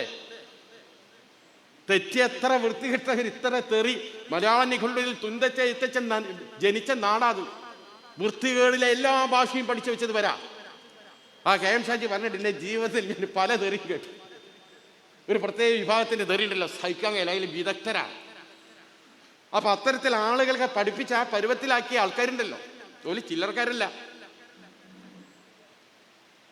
നിങ്ങൾ ആലോചിക്കുക ഇതിന്റെ ഗൗരവം എന്താണ്? ഏതെങ്കിലും ഒരുത്തൻ ഒരു പരാതി കൊടുത്താൽ ആ നിമിഷം തൊട്ട് മയ്യത്ത് എവിടെ കൊണ്ടു വെക്കും? ഇത് ചാലിയത്തെ പ്രശ്നം ഉദാഹരണം പറഞ്ഞ് എല്ലായിടത്തും നടക്കൂലേ? എമ്മൊരു അവസ്ഥ നമുക്ക് വരാൻ പോണത്. MP-മാരുള്ള ഒരു 4-5 എണ്ണം ഞങ്ങളെ കയ്യിലാണ്. നമ്മളേറ്റവും ആലോചിച്ച്, ബാക്കിയുള്ളവർ ആലോചിച്ച്, മതേതരവാദികൾ കൂട്ടി ഈ വിപത്തിനെതിരെ ഒരു പോരാട്ടം നടത്താൻ എന്തൊക്കെ ചെയ്യും അതന്നെ ആലോചിക്കേണ്ടത്. അപ്പൊ അതിനിടയിൽ സുപ്രീം കോടതിയിൽ കേസ് വരിക. കേസ് എന്നതിൽ ആദ്യം മൊഴി കൊടുത്തത് ആരാണ്? ആദ്യം സ്റ്റാൻഡ് ഡ്യൂട്ടി അടച്ചത് ആരാണ്? ഉണ്ടാക്കണ ചർച്ച ഇപ്പത് രാത്രിയിൽ വാട്സപ്പിൽ കോൺസെൻട്രേഷൻ ക്യാമ്പിൽ കൊല്ലാൻ കൊണ്ടുപോവുകയാണ് ആൾക്കാരെ ബസ്സിൽ. അപ്പോഴാണ് ആ ബസ്സിൻ്റെ ഉള്ളിൽ ഡോർ സൈഡിൽ സീറ്റ് ഇട്ടില്ല എന്ന് ഒരാൾ പരാതി പറഞ്ഞത്. അങ്ങനെയുണ്ട്. അമ്മാതിരി അവസ്ഥയെ നമ്മൾ ഇതുവരെ സ്വാതന്ത്ര്യത്തിന് ശേഷം ഇതുവരെ നടന്ന എല്ലാ പോരാട്ടങ്ങൾക്കും നമ്മളാ മുൻകൈ കൊടുത്തത്. പൗരത്വ നിയമം നമ്മൾ കൊടുത്ത കേസിലാ കുടുങ്ങി കിടക്കണേ സുപ്രീം കോടതി. ആ കേസിന്റെ പേരെന്താ നിങ്ങൾ? Indian union Muslim league versus union government of India എന്നാ. അതിലാ കുടുങ്ങി കിടക്കണേ. ആസാമിലെ പ്രശ്നം മനുഷ്യന്മാരെ കൂട്ടത്തോടെ വെടിവെച്ച് കൊന്നും വായിപ്പിക്കുക. അടിയന്തര പ്രമേയം ചർച്ച ചെയ്യണമെന്ന് പറഞ്ഞ ഹാരിസ് ബീരാൻ ഇത് ഇന്നലെ നോട്ടീസ് കൊടുത്തിരിക്കുക. ബുൾഡോസർ പ്രശ്നം. ഇന്ത്യയിൽ എത്ര MP-മാരുണ്ട് രാജ്യസഭയിലും ലോക്സഭയിലും കൂടിയിട്ട്? മുസ്ലിം ലീഗിന് MP-മാരാണ്. UP-യിലെ ബുൾഡോസർ എടുത്ത് നിരത്തുന്നത് അവിടെ ലീഗ് ചേരാത്ത മുസ്ലിങ്ങളാ. എന്നിട്ടും അവർക്ക് വേണ്ടി അടിയന്തര പ്രമേയം വഴി ചർച്ച ചെയ്യാനുള്ള നോട്ടീസ് കൊടുത്തത് അതും ലീഗാ. എല്ലാ വിഷയങ്ങൾക്കും ലീഡർഷിപ്പ് കൊടുക്കുന്ന ലീഗാ. ആ ലീഗിനെ ദുർബലപ്പെടുത്താൻ വേണ്ടി ഈ സമുദായത്തിന്റെ അകത്ത് നിന്ന് ആളെ ഇളക്കി വിടുക. ഇതര സമുദായത്തിലെ ആളുകളെ നാവ് വാടകയ്ക്ക് എടുക്കുക അല്ലേ? അതല്ല ഇവിടെ നടക്കുന്നത്. ഇനി എന്തൊക്കെ പറയും? എന്തും പറയൂവര്. ഈ പറയുന്ന ആളുകളെ പിന്നാലെ വന്ന് അവരെന്ത് ചെയ്യാണ്? ഇപ്പൊ ഒരു പാലാ ബിഷപ്പ് പറഞ്ഞു നർക്കോട്ടിക് ജിഹാദ് നടക്കുന്നതാണ്. എന്താ ഇതിന് കാരണം? ഉദാഹരണം എന്താ? അത്തോളി പ്രദേശത്തുള്ള മുസ്ലിം പേരുകാരായ 2 പേർ, ആ 2 പേർ മുസ്ലിം തന്നെ ആയ കൊല്ലത്തെ ഒരു സ്ത്രീയെ കൊല്ലത്ത് നിന്ന് തട്ടിയെടുത്ത് കൊണ്ടുപോയി, മയക്കുമരുന്ന് കൊടുത്തു, ബലാത്സംഗം ചെയ്തു. ഇതാണ് നർക്കോട്ടിക് ജിഹാദ്. ആരായ 2 മുസ്ലിം പേരുകാർ? അവരെ ഫേസ്ബുക്കിന്റെ പ്രൊഫൈലിൽ ഞാനൊന്ന് കയറി വയ്ക്കുന്നു. 2 എക്സ് മുസ്ലിംസാ. മനസ്സിലായോ? ആര്? Ex Muslims.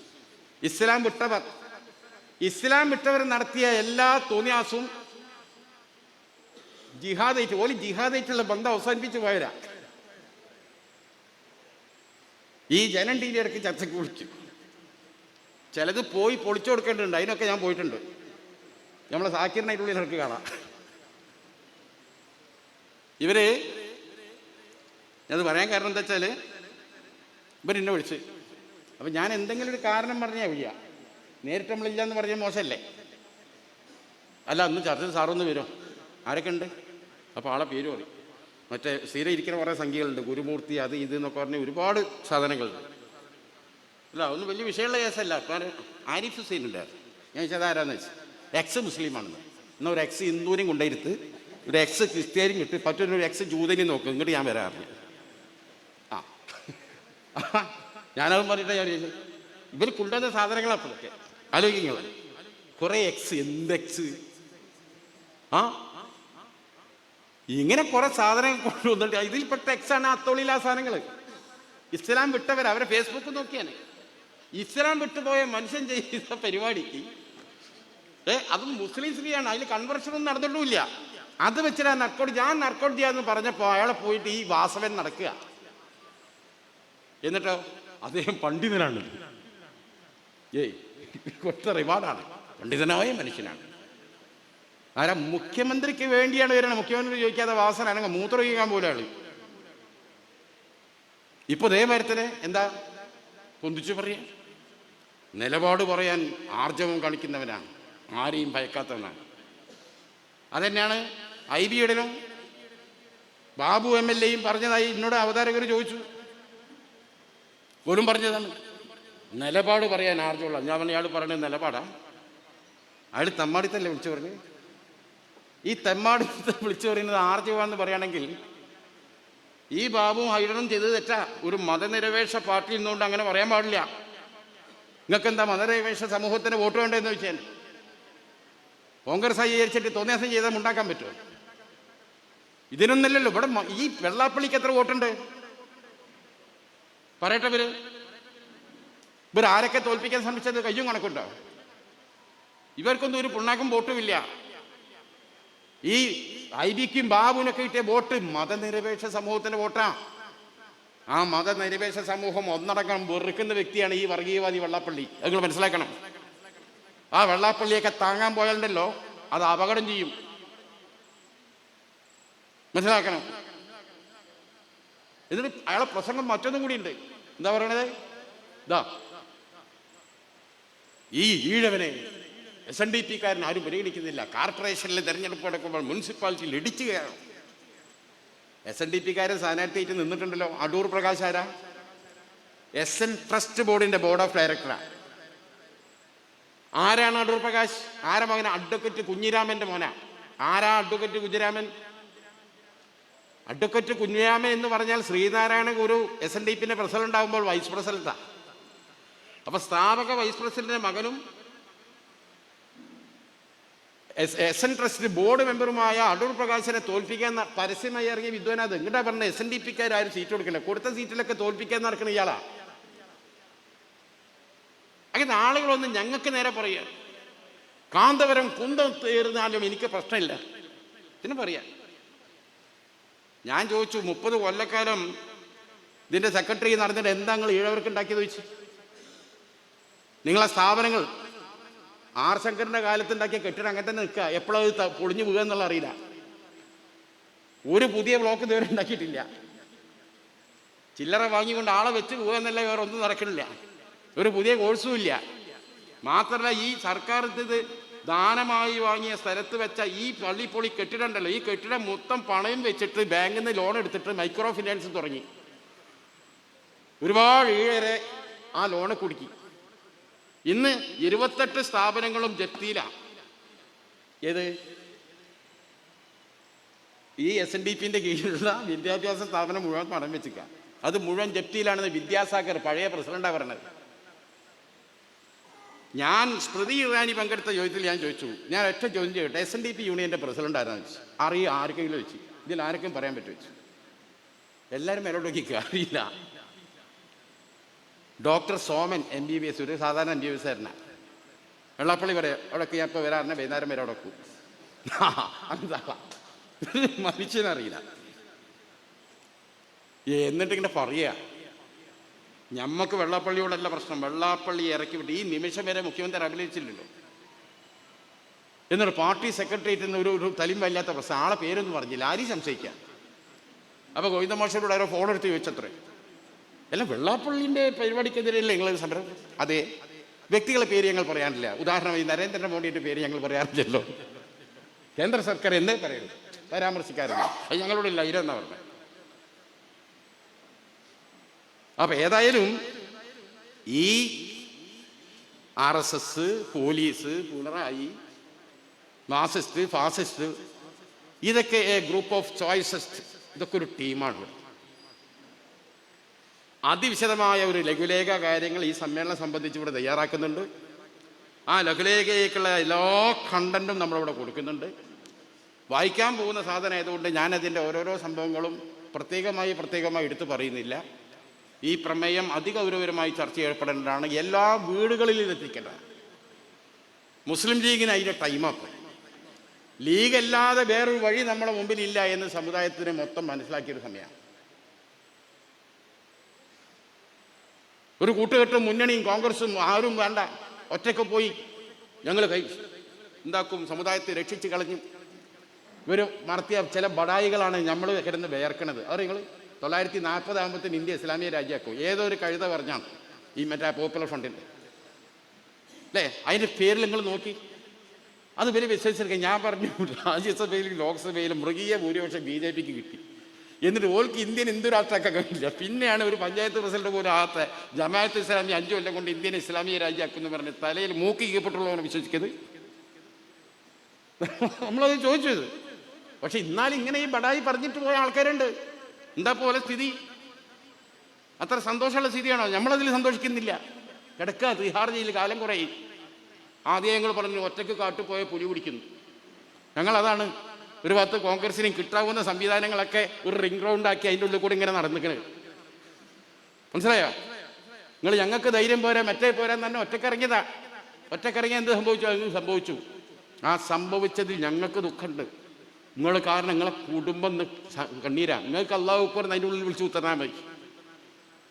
ഒരു കുട്ടീനെ കല്യാണം പോലെ ആയിരിച്ചു ബാപ്പ ജയിലിൽ നടക്കുമോ? ഭർത്താവ് ജയിലിൽ, ആ ഭാര്യ ഉറങ്ങുമോ? എന്താണ് ആ കുടുംബങ്ങൾ, ആ കുട്ടികളുടെ സ്ഥിതി? അവരെ മുഴുവൻ കണ്ണീരിൻ്റെ തോഴത്തേക്കാണ് പോണത്. ഒറ്റയ്ക്ക് ഇങ്ങനെ വെല്ലുവിളിച്ച് പോയാണ്ടാകുന്ന അവസ്ഥയത്. ഈ ഭരണകൂടത്തിൻ്റെ കയ്യിൽ എന്തും ആയുധമാണ്. ഇപ്പം നമ്മളൊക്കെ അത് വിളിച്ച് ഭയങ്കര ഭീഷണിയാണ്. ഞാനെന്ന് പറഞ്ഞ് എലത്തൂർ സംഭവം നമ്മൾ ഇന്ന് വരട്ടി പിടിച്ചകത്തോട് മതിന് കടന്നരിയാവും. ഒരു MD കണ്ട് വരും, തൂക്കിയെടുത്താൽ പിന്നെ പുറലോകമല്ല. പോലീസിനോടാ കളി നോക്കടാ. നമ്മളോടെ ദിവസം ഇത് കേട്ടുകൊണ്ടിരിക്കുക. നിങ്ങളെ വിചാരം ഉണ്ടാവും ഇത് നല്ലൊരു സുഖമുള്ള പരിപാടിയാണ്, ഇത് TV പോയി ഇരിക്കണത് അല്ലേ? നല്ല തുണിയും കുപ്പായൊക്കെ ഇട്ട് ഇങ്ങനെ ഉത്തരവ് ഭയങ്കര രസമാവും. നമുക്ക് 4-5 ആൾക്കാർ മുമ്പിൽ വിചാരണയ്ക്ക് കിടന്നു കൊടുക്കുക. എപ്പോഴും അടി കിട്ടാന്ന് പറയാൻ പറ്റില്ല. എന്തെങ്കിലും ഒരു ദിവസം ഉത്തരം മുട്ടുന്ന ദിവസം ഉണ്ടാവും. അന്ന് നമ്മളെ കഥ കഴിയും ചെയ്യും. അത് നിങ്ങൾ തന്നെ പറയും, ഈ നായിൻ്റെ മോനാണോ അവിടേക്ക് വിട്ടത് അല്ലേ? ചോദിക്കും നിങ്ങൾ. കാരണം ഈ സമുദായം തെറ്റിയാൽ എന്താണെന്ന് നമ്മൾ നേരത്തെ കാണുന്നുണ്ട്. ഇവിടെ നടക്കുന്ന ചർച്ച. അതുകൊണ്ട് പലരും പ്രസംഗിച്ച് നടക്കില്ല. അവിടെ പോയി ആരും ഇടപെടില്ലല്ലോ. അത്രയും മണിക്കൂർ പ്രസംഗിച്ച് പോകാം. ഇതൊരു മുൾമുനയിലാണ്. നമ്മൾ പോണ സമുദായത്തിന് വേണ്ടിയാണ്. അള്ളാൻ്റെ അടുത്ത് നിന്ന് പ്രതിഫലം കിട്ടും സത്യം വിളിച്ചു പറഞ്ഞാൽ എന്ന നിലക്ക് തന്നെ പോകണം. ഒരു ലക്ഷ്യം വേണ്ട. രാത്രി കിടക്കാൻ കഴിയില്ല. പോലീസിൻ്റെ ഭീഷണിയാണ്, പല നിലക്കുള്ള ഭീഷണിയാണ്. BJPയിൽ മുണ്ടാൻ പാടില്ല. മുണ്ടിയാൽ എൻ്റെ ബാങ്കിൽ ആരെത്തും? ED എത്തും. എത്രയോ തവണ എത്തി. മാനേജർ പറഞ്ഞു നോക്കി, ഇതാ ഈ സാധുവിൻ്റെ സാധനം നിങ്ങൾ കണ്ടതല്ലേ? അപ്പോൾ പറഞ്ഞു ഞങ്ങൾക്കറിയാം, ഞങ്ങളിപ്പോൾ എത്ര വട്ടായി ഇവിടുന്ന് പോകണം. പക്ഷെ അവിടുന്ന് ഇങ്ങനെ ആസ്ഥാനത്ത് നിന്ന് വിളിക്കുക. എന്ത് ചെയ്യാൻ? ഈ മനുഷ്യൻ ഫുള്ള് ലോഡാണെന്നുള്ളത് ഞങ്ങൾക്കറിയാം. ഇതിനെ എവിടെ പിടിക്കാനാണ് ഉള്ള കേൾക്കണങ്ങളേ. അപ്പോൾ അതാണ് പലരെയും നിഷ്ഫലമാക്കുകയാണ്. മുണ്ടാൻ പാടില്ല, മുണ്ടേ പേടിപ്പിക്കുകയാണ്. പക്ഷെ ആ പേടിപ്പിക്കൽ കാര്യം തവക്കലത്ത് വരെയുള്ള എന്ന് വിശ്വസിച്ച് ജീവിക്കുന്ന ഒരു വിശ്വാസിയായ മുസൽമാൻ ഇതൊന്നും ഒരു പ്രശ്നമല്ല. മനസ്സിലായോ? അത് എന്നാ വെച്ചാൽ അള്ള നിശ്ചയിക്കുന്ന രീതി നടക്കും. ഞാൻ പറഞ്ഞു വരുന്നത് ഇത് പോരാട്ടം തന്നെയാണ്. പോരാടും എന്ത് വേണം? അവിവേകം കാണിക്കരുത്. ഞാൻ എല്ലാവരും ഒറ്റക്കണ്ട് ശരിയാക്കാന്ന് പറഞ്ഞ് പോകരുത്. നല്ല ചങ്ങാതിമാരെ കൂടെ കൂട്ടണം, ചതിക്കാത്തവരെ കൂടെ കൂട്ടണം, വിശ്വസ്തരെ കൂടെ തട്ടണം. എന്നിട്ട് ഫൈറ്റ് നടത്തണം. ഇന്ത്യൻ രാഷ്ട്രീയത്തിൽ മുസ്ലിം ലീഗ് അങ്ങനെ ചെയ്യണേ. കൂട്ടാവുന്ന വിശ്വസ്തരെ, നമ്മളെ സ്നേഹിക്കുന്ന, നമ്മൾ ഉൾക്കൊള്ളുന്ന, നമ്മൾ അംഗീകരിക്കുന്ന, നമ്മൾ പറഞ്ഞ ആവശ്യങ്ങൾ കഴിയാവുന്നതൊക്കെ ചെയ്തു തരുന്ന ഒരു നല്ല പാർട്ണർ നമുക്കുണ്ട്. അതിൽ മോശപ്പെട്ട മനുഷ്യന്മാർ പല സ്ഥലത്തും കണ്ടേക്കാം. അവരോട് ചിലക്കാൻ പോകാൻ പറയും. നമ്മളെ ലൈൻ മാത്രം എടുത്താൽ മതി. അങ്ങനെ വിശാലമായ ഇന്ന് ഒരുപാട് കക്ഷികൾക്കിടയിൽ നമ്മളൊക്കെ ഇന്ത്യ മുന്നണി തന്നെ ചെറിയ സാധനമല്ല. 10-26 കക്ഷികളിൽ ലീഗുണ്ട്. ഞങ്ങൾ മനസ്സിലാക്കണം. ഇന്ത്യ രാജ്യത്തിൻ്റെ സുപ്രീം കോടതിയിൽ മുസ്ലിം ലീഗിനെ നിരോധിക്കണമെന്ന് പറഞ്ഞ ഹർജി വന്നു. സുപ്രീം കോടതി നമുക്ക് നോട്ടീസായി.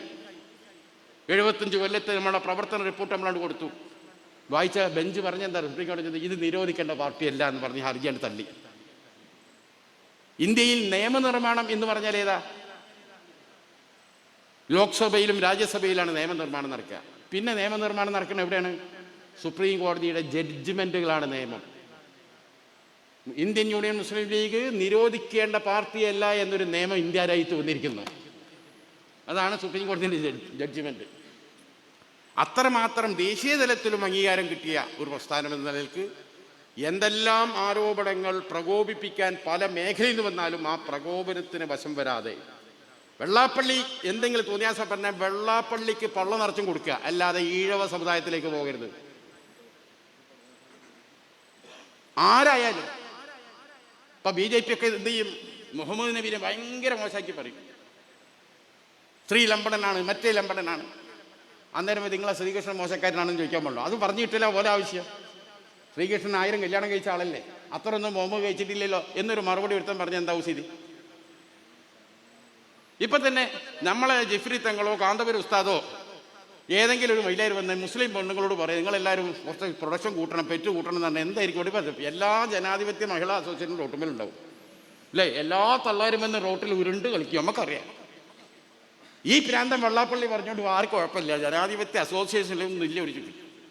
നിങ്ങളെന്താ പ്രതിഷേധിക്കാത്തതെന്ന് ചോദിക്കണേ. ഏതെങ്കിലും ഒരാൾ ആ സംഘടനയിലുണ്ടോ?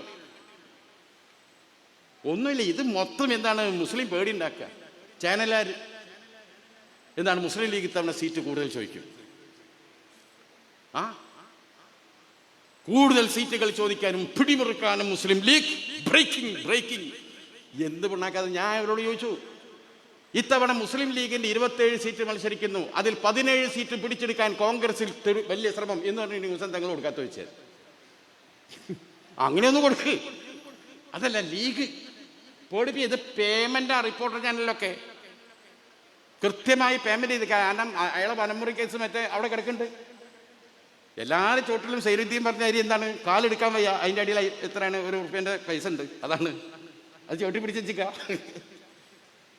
വിളിച്ചിട്ട് വരില്ല. ജയറാം വിളിക്കുക, ഇട് വാതാൻ, എനിക്കിപ്പോൾ വരാൻ കഴിയില്ല.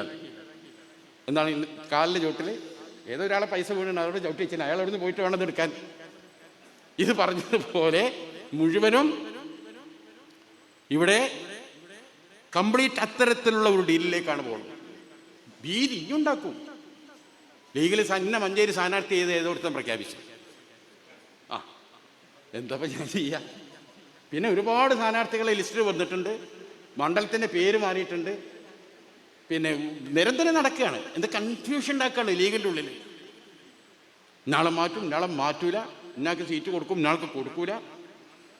സമസ്ത അങ്ങനെ ആൾക്കാരുടെ പേര് പറഞ്ഞു ഇന്നാളെ പറ്റൂല എന്ന് സമസ്ത നേരത്തെ പറഞ്ഞു. 27 സീറ്റാണ് ചോദിക്കാൻ പോണത്. 6 മന്ത്രിസ്ഥാനം, 6ാം മന്ത്രിസ്ഥാനത്തെ കുറിച്ച് ആലോചിക്കാൻ ലീഗ് തത്വത്തിൽ തീരുമാനിച്ചു കഴിഞ്ഞത്രേ. മരണം തന്നെ കിട്ടണ്ടേ? ഇവിടെ ഇങ്ങോട്ടല്ലേ ദൂരക്കര് ഒക്കെ ഭീതി. ലീഗ് ഇവിടെ വില്ലനാണ്, ലീഗ് ഇവിടെ വമ്പനാണ്. ലീഗിൻ്റെ ഒരു ഭരണം വന്നാൽ ലീഗിൻ്റെ അപ്രമാദിത്താണ് വരിക. അതാണല്ലോ മുമ്പ് പറഞ്ഞത്. അമീറും കുഞ്ഞാലിക്കുട്ടിയും അസ്വനും നാട് ഭരിക്കാൻ പോകുന്നു. കൊടിയേരി പറഞ്ഞു അതിൻ്റെ അർത്ഥം എന്താ? മുസ്ലിങ്ങൾ നാട് ഭരിക്കാൻ പോവാണ്, നിങ്ങൾ നോക്കിക്കാണോന്നാ ക്രിസ്ത്യാനികളോടും ഹിന്ദുക്കളോടും. സത്യത്തിൽ സംഘപരിവാറും BJPക്കാരും വരെ ഇന്നുവരെ പറയാത്തൊരു സാധനമാണ്. എന്നാൽ ഇത് പറഞ്ഞിട്ടൊന്നും ഈ മാപ്പിള സഖാക്കൾക്ക് ഒരു കുലുക്കില്ല കേട്ടോ. ഇവരമാർ ഇത്ര പൊട്ടന്മാർ വേറെ ഒരു വർഗം ഉണ്ടാവില്ല. പച്ചക്ക് പറയുമ്പോൾ ഒരു കലാപം ഉണ്ടാക്കണ്ട. അങ്ങനെ ഞങ്ങളുടെ സമുദായത്തെക്കുറിച്ച് നിങ്ങൾ പറയരുത്. മുസ്ലിങ്ങൾ നാട് ഭരിക്കാൻ പോവുക എന്ന പ്രതീതി ഉണ്ടാക്കാൻ പാടില്ല എന്നതിൻ്റെ പറയാൻ ചേട്ടി ജലീൽ നാവ് പൊങ്ങോ, അബ്ദുറഹ്മാൻ നാവ് പൊങ്ങോ, വേറെ ആരെങ്കിലും നാവ് പൊങ്ങോ? ഒന്നും പൊങ്ങൂല. അടിമത്താണ് അവിടെ. ഏമ്പാൻ പറഞ്ഞാൽ കേട്ടോളാം. പഴയ ജന്മിൻ്റെ മാതിരി നിൽക്കുക. മനസ്സിലേക്ക് ഒരു ഏക് ദിൻ കാ സുൽത്താനായി പിണറായി എന്നൊരു ബിംബം അവിടെ നിൽക്കുക. അതിൻ്റെ കീഴിലെല്ലും. ഇപ്പം ഞാൻ പറഞ്ഞു വരുന്നത് വലിയ മുസ്ലിം ഭീതി ഉണ്ടാക്കുന്നു. ലീഗ് ഇവിടെ പിടിച്ചടക്കി തമർത്താൻ നോക്കുന്നു. അതുകൊണ്ട് പരമാവധി ലീഗ് അധികാരത്തിലെത്തിയാൽ എന്തോ ഇവിടെ സംഭവിക്കുമെന്ന ഭീതി സൃഷ്ടിച്ച് തെക്കൻ മേഖലയിലും മധ്യ കേരളത്തിലും വമ്പിച്ച രീതിയിൽ ധ്രുവീകരണം ഉണ്ടാക്കാനുള്ള ഒരു ശ്രമം നടക്കുന്ന കാലത്ത് വളരെ ജാഗ്രതയോടെ, വളരെ പക്വതയോടെ രാഷ്ട്രീയം സംസാരിക്കാനും പ്രവർത്തിക്കാനും നമുക്ക് സാധിക്കണം. അതിന് സമ്മേളനങ്ങൾ, വിവിധതരം ചർച്ചകളും വിവിധ സ്ട്രാറ്റജികളും അടുത്ത തെരഞ്ഞെടുപ്പുകളിൽ അത് പഞ്ചായത്താകട്ടെ നിയമസഭയാകട്ടെ വലിയ പെർഫോമൻസിൽ നമുക്ക് വിജയം നേടിയെടുക്കാൻ, നമ്മളെ സഖ്യകക്ഷിയെ വിജയിപ്പിക്കാൻ എന്ത് ചെയ്യണം എന്നതിൻ്റെ ചിന്തകളും ചർച്ചകളും ഈ സമ്മേളനത്തിൽ നടക്കട്ടെ. സമ്മേളനത്തിന് എല്ലാവിധ വിജയാശംസകളും നേർന്നുകൊണ്ട് ഞാൻ അവസാനിപ്പിക്കുന്നു.